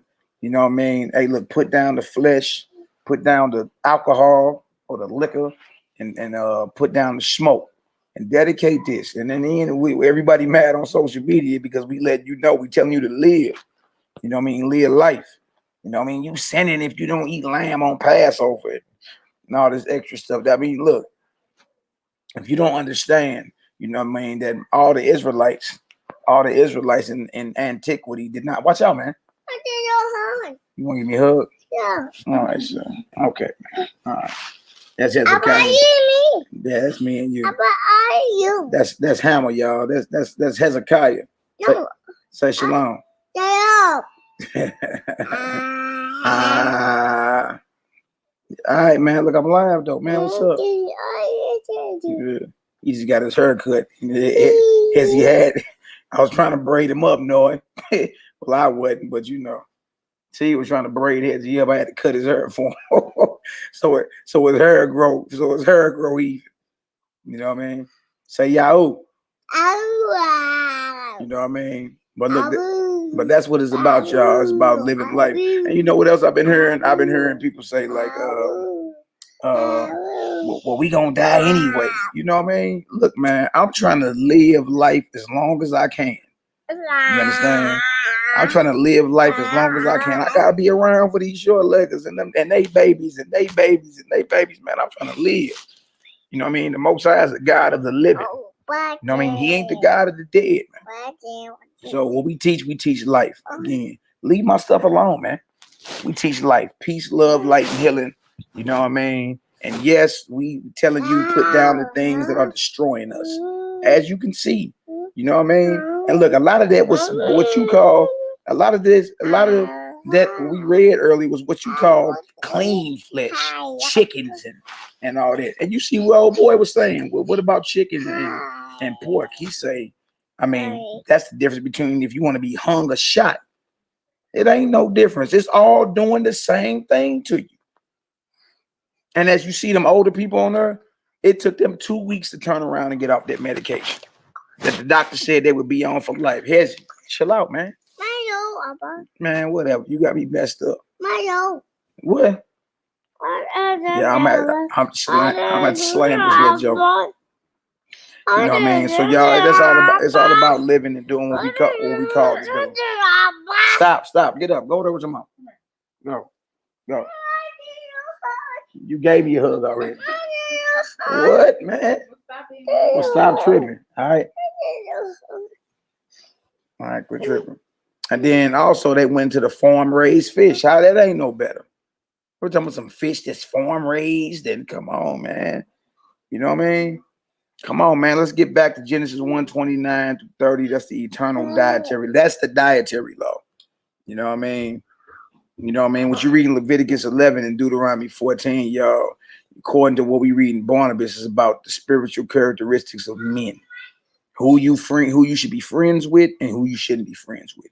Who you fellowship with and who you shouldn't fellowship with. You know what I mean? Yeah, it's his bedtime. This little joker think he gonna be up all night. He tripping. You know what I mean? So you know, I just want to see y'all live, man. You know what I mean? It makes no sense. It makes no sense for our people to be in their 30s and 40s and 50s dying. You know what I mean? Y'all, you mean to tell me the common denominator is the flesh? That's what's really going on here? You know what I mean? So at what moment is it the lust? And we decide to put it on down.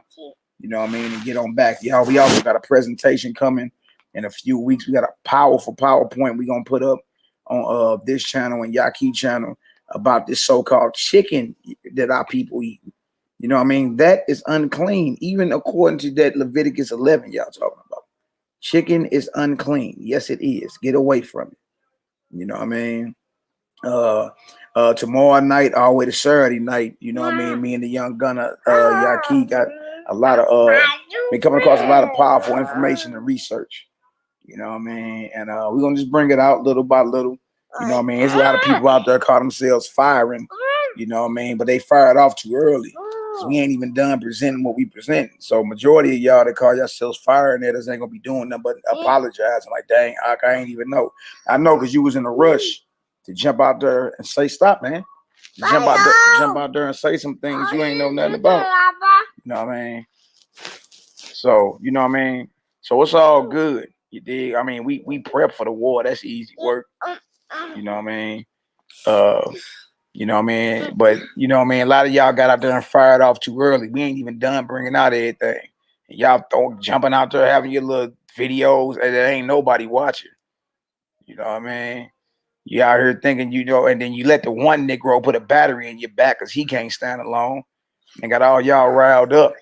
You know what I mean? And then what kind of army you got if your best shooter is firing duds?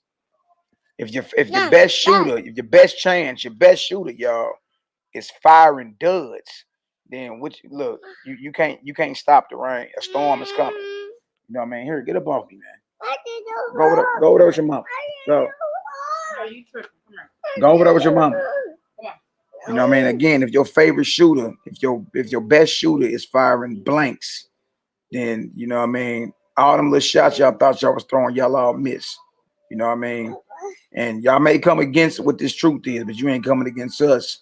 You coming against the Almighty. You know what I mean? Y'all may come together deep, but y'all gonna leave giving head counts. I guarantee it. Y'all gonna leave making sure everybody that came with you, you know what I mean, is still with you. You understand? You know why? Because y'all shot off too early. We ain't even done presenting everything we got that we told y'all. Be patient. Can't bring all this out in one sitting. Here y'all go trying to make videos and long Facebook posts. Ain't nobody finna read that. You know what I mean? And again, your favorite shooter was on the phone with me and choked up with the Hebrew in his throat. You understand? And then ran off and started making Facebook posts. So y'all got to stop that. You know what I mean? And stop allowing a certain individual who can't even stand by himself, you know, put a battery in y'all back. He on the phone with everybody, getting everybody, what you think? What you think? We ain't even done presenting what we present. You know what I mean? And look, you can't even get around what we present.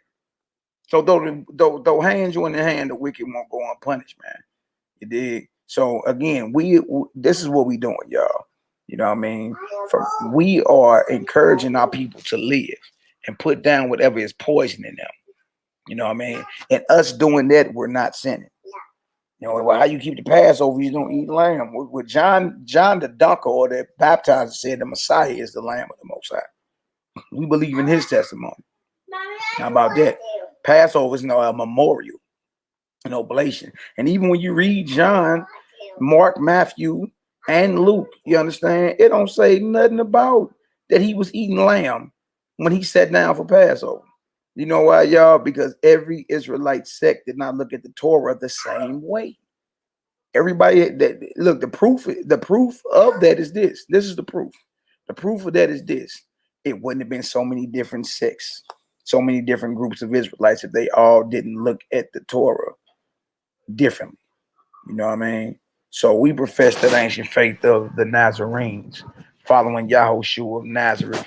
You know what I mean? What you people think y'all got, you ain't got. I'm talking about those in opposition. You know what I mean? It's almost laughable. You dig? And never confuse us going quiet with us running. You know what I mean? If we quiet over here, you know what I mean? We just loading up. That's it. You know what I mean? And we coming out shooting. So there's been people way before us, years before us, that's been talking about this, and they came mild-mannered at you. You know what I mean? Shout out to all the Essenes and Nazarenes that's been out here teaching this way before I even got a hold of it. You know what I mean? Now you got to deal with the soldiers. You got to deal with the warriors. The men that's going to punch you in your mouth with this truth and not play with you. Because one thing Israel don't respect is when you come humble. You know what I mean? So we're going to bring it out, you know what I mean?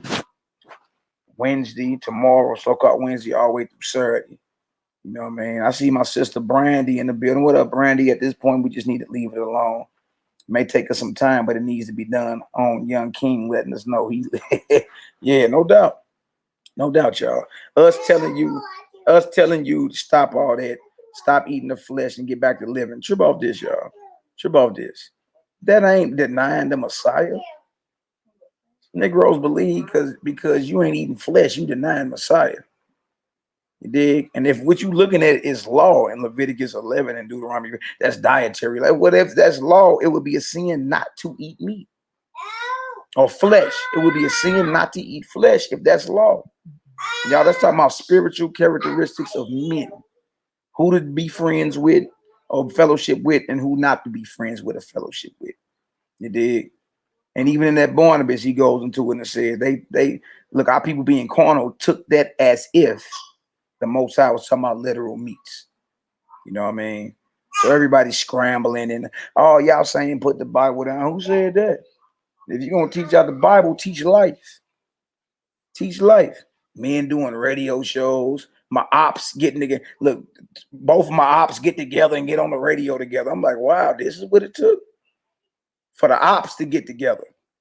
Mortal enemies are now clicking up just to think they shooting over this way. Oh, y'all missing. Y'all gonna leave giving head counts. Trust me. You're gonna leave giving head counts. Meaning what? By the time we get done, you're gonna be counting to make sure everybody that you came against us with is with you. And I guarantee you they won't be. Fired off too early, and you miss. You're firing blanks, man. Firing blanks. You ain't seeing the bigger picture. You know what I mean? So look, all glory, all honor, all praises to the Most High, and forever live his eternal firstborn of creation, his son, you know what I mean, the sinless one, our mighty Messiah. You understand? Ruach HaMashiach, the spirit of Messiah, rest and reside on all y'all. Hey, look, peace, love, light, and healing to all y'all families. Blessings to all y'all. Keep us in prayer as we continue to pray for y'all, you know what I mean, and that we may be delivered from unreasonable and wicked men. For all men had not faith, you know what I mean. It'd be crazy. There's all type of that Pharisee spirit, you understand, has been resurrected, but the Nazarene spirit has too, you know what I mean. And you think that brothers was out here teaching you to sin. You know what I mean? You got all type of mealy mouth Negroes lining up as if that's about to stop something. You know what I mean? You gonna leave giving head counts. I guarantee it. I guarantee it. And a lot of y'all, you know what I mean, gonna be apologizing like, dang, bro, I ain't even, you know what I mean? You know, I ain't know what y'all was saying because you ain't let us get done with it. You know what I mean? Let us get done with what we bringing out. You know what I mean? Listen, then rebuke. You ain't listening. Y'all ain't listening at all. It's just all y'all going against the house. We going against the law telling you to stop eating flesh. Oh man, I tell you in 2 Timothy. Well, for one, Timothy ain't the law, but okay, I give you that. Paul wrote to Timothy that in the last days, some will get heed to seducing spirits and doctrine of devils, having their conscience sure with a hot iron, forbidden to marry and commanded to abstain from meats. And here y'all go. Well, this must be a doctrine of the devil. But you never ask yourself this: how is it demonic, or how is it a doctrine of the devil to tell you get back to Genesis 1:29 and live? Get away from the flesh. How is that a doctrine of the devil? Either Paul was just prophesying like some of y'all think, because Paul done became y'all God, or Paul was responding to brothers who had the authority over him, who never ate flesh, and told him, when you're out there amongst the Gentiles, teach them not to eat flesh, to stay away from pollutions of idols, blood, and from things strangled. And Paul went out there and did something totally different. You know what I mean? Y'all not seeing there's a war in the New Testament against Paul and the leadership in Jerusalem, who was headed by the Messiah's brother, biological brother, James. You understand? He was number 1, Peter was number 2, and John was number 3. Acts 15, Paul was brought back to Jerusalem by Barnabas, and James stood up and gave a judgment. This is what you teach while you out there. The question is, did he go teach that? And when you find that answer, you be like, oh, that's who he was addressing. He was addressing the Nazarenes. He was addressing the brothers that Christ left in charge of his movement. You know what I mean? So that's just what it is, y'all. All right, so all praise, glory, and honor to the Most High. Forever live his anointed, beloved Son, firstborn of all creation, Ruach HaMashiach. May the spirit of the Messiah rest on all of us. And no, it is not a doctrine of the devil to tell you, take that flesh out your mouth. Stop throwing them distilled spirits of strong drink down your mouth. Take that cigar out your mouth and live. That ain't no doctrine of the devil, y'all. That's life. You know what I mean? So love all y'all in deed and in truth. All praises, glory, and honor to the Almighty. You know what I mean? And y'all willing tomorrow night around 8 o'clock, we right back up. You know what I mean? Got some powerful information. Thursday back up, Friday back up, Shabbat afternoon all the way to the evening, right back up. You know what I mean? Then I got Shebaniah on her on the first day of the week from Israel. You know what I mean? We right back, you know, because we all about raising international awareness about Zion. We still ain't forgetting that. You know what I mean? How you gonna get back home and you all filled up with poison and all that? How that work? You know what I mean? So we're gonna be interviewing that YAHKI. He's gonna be bringing forth scripture based off his understanding. You know what I mean? And agree with him or not, at least hear him out. You know what I mean? So all praise and glory now to the Most High. What you say, Brandy? That's my girl, Brandy, right there. Shalom, Mally, love you, brother, and I thank the Most High for allowing you to walk in this truth, stand on this shirt on multiple platforms, no compromising, ever warriors in the flesh. I pray. Hallelujah, hallelujah. I tell your sons over there. I said, Shalom, my sister. You already know. You already know. All praise to the Most High. Hallelujah. Zafani, Habak, Yisrael. I know y'all accurate. You know what I mean? You know, hear us out. I'm over trying to tell the bro, like, man, y'all sit down somewhere, man. And the reason why anybody that claim they shooting at us they ain't gonna be successful. You know why? Because it's hatred that's fueling them. We bringing this out in love, hatred and envy and anger, because we telling you to take that flesh out your mouth. Is what's the driving force behind anybody shooting at us.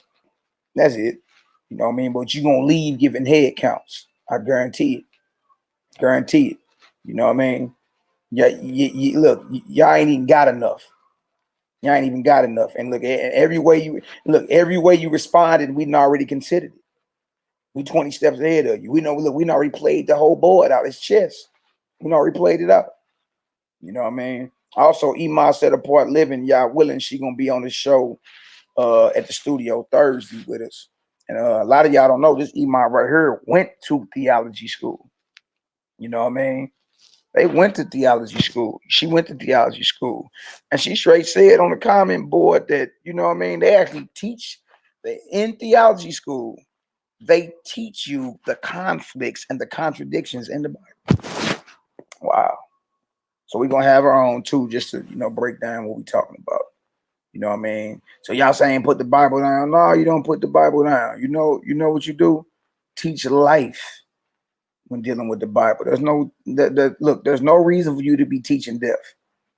There's no reason for you to be talking about cutting open the belly of any animal and pulling the organs out and throwing it up on some altar and taking the fat off of it and talking about, there ain't no, what are you doing that for? You know what I mean? Let them animals live, you know what I mean, and balance this ecosystem back out. The entire ecosystem is out of balance, y'all. You know what I mean? And the Most High promised this. That's what he promised. That he was going to destroy those who destroy the earth. That's coming. You know what I mean? Brother asked, so do we put women down? Also, the king never touched women. No, not at all. That ain't what he said in the order of the kingdom. You know what I mean? Now, if you desire to be a eunuch, then, you know, more power and salute to you. You know what I mean? But everyone, that's not given to everyone. You know what I mean? That's not given to everyone. But that's a good question, Law Goody. So he says, so do we put the woman down? Also, the king never touched women. Nah. I mean, if it's not given to you. But some brothers, like my Enoch, you know what I mean? He practiced being celibate. You know what I mean? And that may be for you. That may be for you. You know what I mean? Come on now. That's right, Kevin C. Look at this. Men now, they ain't even qualified to kill an animal in a kosher manner. Now, even in Israel, the butcher shops in Israel, you know what I mean? They telling you certain things is kosher, but it's not. You know what I mean? The way and man, it's animal feces and fecal matter, and 90% of the flesh that you are eating. And y'all don't forget about Rabbi Finkelstein. Don't forget about Rabbi Finkelstein.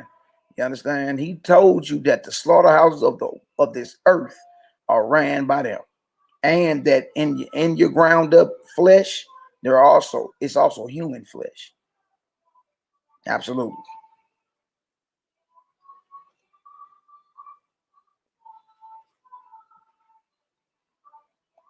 That's right, sister. They don't believe in Yeshua, so who they praying to? All right, y'all. So that's right. I'll be like them Bereans, you know. And then whatever you reading through, y'all, again, if it don't resonate with you, just don't receive it. But that don't mean stop digging in the book, you know what I mean? Because it may be some more jewels deep down. Just keep digging. You know what I mean? You do it all the time in the Bible. You may read across something that you just don't agree with. And you be like, man, no, I can't receive that. No, but that don't stop you from reading it. It's the same with the gospel of the Nazarenes or Nazarene Acts of the Apostles, you know what I mean? Or anything that you read. Your spirit has to be prepared to receive that for you to believe it. Okay? That's what that's about. Yeah. Shalom, Zion bound. Brother, I ain't seen you in a minute, Hebrew. How you doing, brother? You know what I mean? Bless up. I apologize if I ever offended you, my beloved brother. You know what I mean? Sincerely from the bottom of my heart. Please forgive your little brother if I ever offended you. You know what I mean? You did. A lot of things that's going on that we need to be, you know what I mean? And look, Israel, right your wrongs. Right your wrongs out here, man. Right your wrongs. You know what I mean? You need to go get with your people and sit down and apologize to them. And like, look, you know what I mean? I wasn't even in my right mind. You know what I mean? And you'll see once you get off that flesh, you'll start seeing you thinking different, you moving different. You know what I mean? You're smelling better, you're thinking faster, you're more creative, you got more energy. You know what I mean? It benefits you in every way to let that flesh go.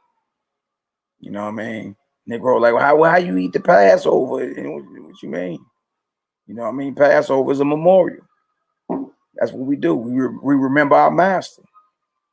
Well, how did he keep the Passover? You can even read how he kept the Passover in the Gospels. They don't say nothing about he was eating lamb. We had to eat lamb because of Exodus. You know what I mean? All the Israelites, listen to me, y'all. All the Israelites in ancient Israel were not a part of the same group, and they all did not look at the Torah the same way. You know what I mean? If that's the case, trip off this. How did the vegans and the plant-based brothers keep Passover back then? They obviously was around because Paul was dissing them. Paul was dissing the plant-based brothers. Romans 14, Romans 15, 1 Timothy 4. You know what I mean? 1 Corinthians 8, he bring them up. Well, how did they keep Passover? Think about it. And even in Exodus 12, y'all, they tell you if you did the Passover lamb, it was the whole lamb where he said, eat of it roasted, not raw or sodden, with the head and the pertinence, that's the bowels thereof. How many of y'all eating lamb chitlins? Stop it, man. You know what I mean? Stop it, man. I think we all know better. Yeah, he called them weak, bro. Now, how is that weak when you going when you prescribe to what the Most High gave in the beginning? Hey, weak. What did you mean? Weak. You know what I mean? Nah, we just seen the brothers. We just seen the brothers in the gym on the documentary. They stronger now that they don't even eat flesh. You know what I mean? Oh, you saying, oh, weak in faith. No, you can't call it over here. We look, this ministry, we got healing testimonies, spiritually speaking. I ain't even talking about holistically with my YAHKI. I'm talking about laying hands and praying. We because of faith, we got healing testimonies. And even more now that we off the flesh and ain't no poison in it, it's about to be a real problem. You know what I mean? So now we not weak in faith or strength. So whatever he talking about means nothing. Like, what is you saying? Right, Imam. So he must have been calling Daniel the prophet weak. Makes no sense when you look at it. What you got to find out is that it was a war between the Jerusalem leadership and Paul. That's what was going on. He was actually talking about people in his day. You understand? And he knew. And he knew, just like his movement was going on then, and it will be in the last days, that the movement of the Nazarenes will be resurrected in the last days. That's it.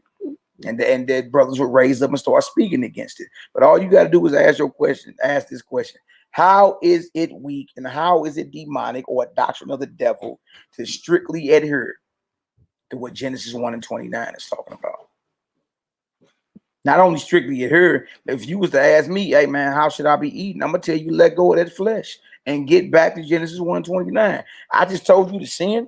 If you say, no, you ain't tell me to sin, how is it a doctrine of the devil? You know what I mean? It's time for us to go ahead and get back into it. You know what I mean? Get back into it, man. So all praises, glory, and honor to the Most High. You know what I mean? Owner, possessor, and creator of all things.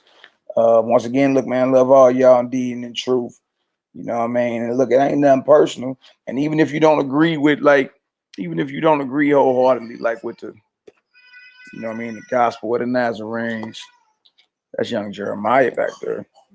You know what I mean? Or the Nazarene Acts of the Apostles that got the Clementine homilies in it. All the scholars is quoting out of these. And Yale and all that. You know what I mean? Which at least you can adopt a diet, y'all. Adopt a diet and live. At least you can do is adopt the, I don't even like saying diet. Shout out to my sister Catch a Chat. But the meal plan and live. Even if you don't agree. You know what I mean? Even if you don't agree with what, you know what I mean, is being brought out. Again, you know what I mean? Powerful. This is Peter's journal, y'all. Fit man, look, Peter was that dude. K5 was that dude, or what's being brought out in her, which is older than your New Testament. Facts. It actually is. You know what I mean? That don't mean put the Bible down, but just teach life is all we're saying. Teach life and live. You know what I mean? If you're going to teach out the Bible, teach life and live. I still teach out the Bible. Absolutely.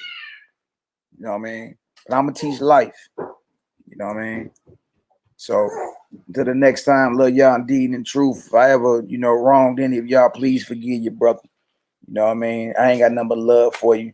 And yes, at times I blow because lions roar. You know what I mean? And that's just what it is. You dig? And for anybody that fancy themselves as an enemy of mine, love you as well. You understand? But as a man of the Most High, I can't join myself to you. Is what I'm saying. Y'all see Boss Baby? Say shalom. Shalom. That's Boss Baby, y'all. You know what I mean? I can't join myself to you. I can't shake your hand, embrace you, none of that. You know what I mean? You fancy yourself as my enemy. It's just what it is. You know what I mean? I understand people or men have enemies in this life. You dig? But our code is this. We ain't to spill blood unless our lives are in danger. You know what I mean? Other than that, you know what I mean? We here to live. We here to teach peace, love, light, and healing. That's what we here to do. You know what I mean? Say Yahoo, baby. Yahoo. I'm some Yahoo. You dig? All right, y'all. I'm about here. You know what I mean? Look at Catch a Chat talking about you ain't taking no apologies. If I wronged you, my sister, please forgive me. You know what I mean? You know, I never meant nothing bad. But you know what I mean? But at times I blow. You know what I mean? I'm getting better though. I think so. All right, I'll let you get a hug when I get up off here, man. All right, y'all. To the next time. Love y'all indeed in truth. You know what I mean? Peace, love, light, and healing. Hallelujah. Shalom. 1 potato 2, 1 potato 3, 4 potato 5,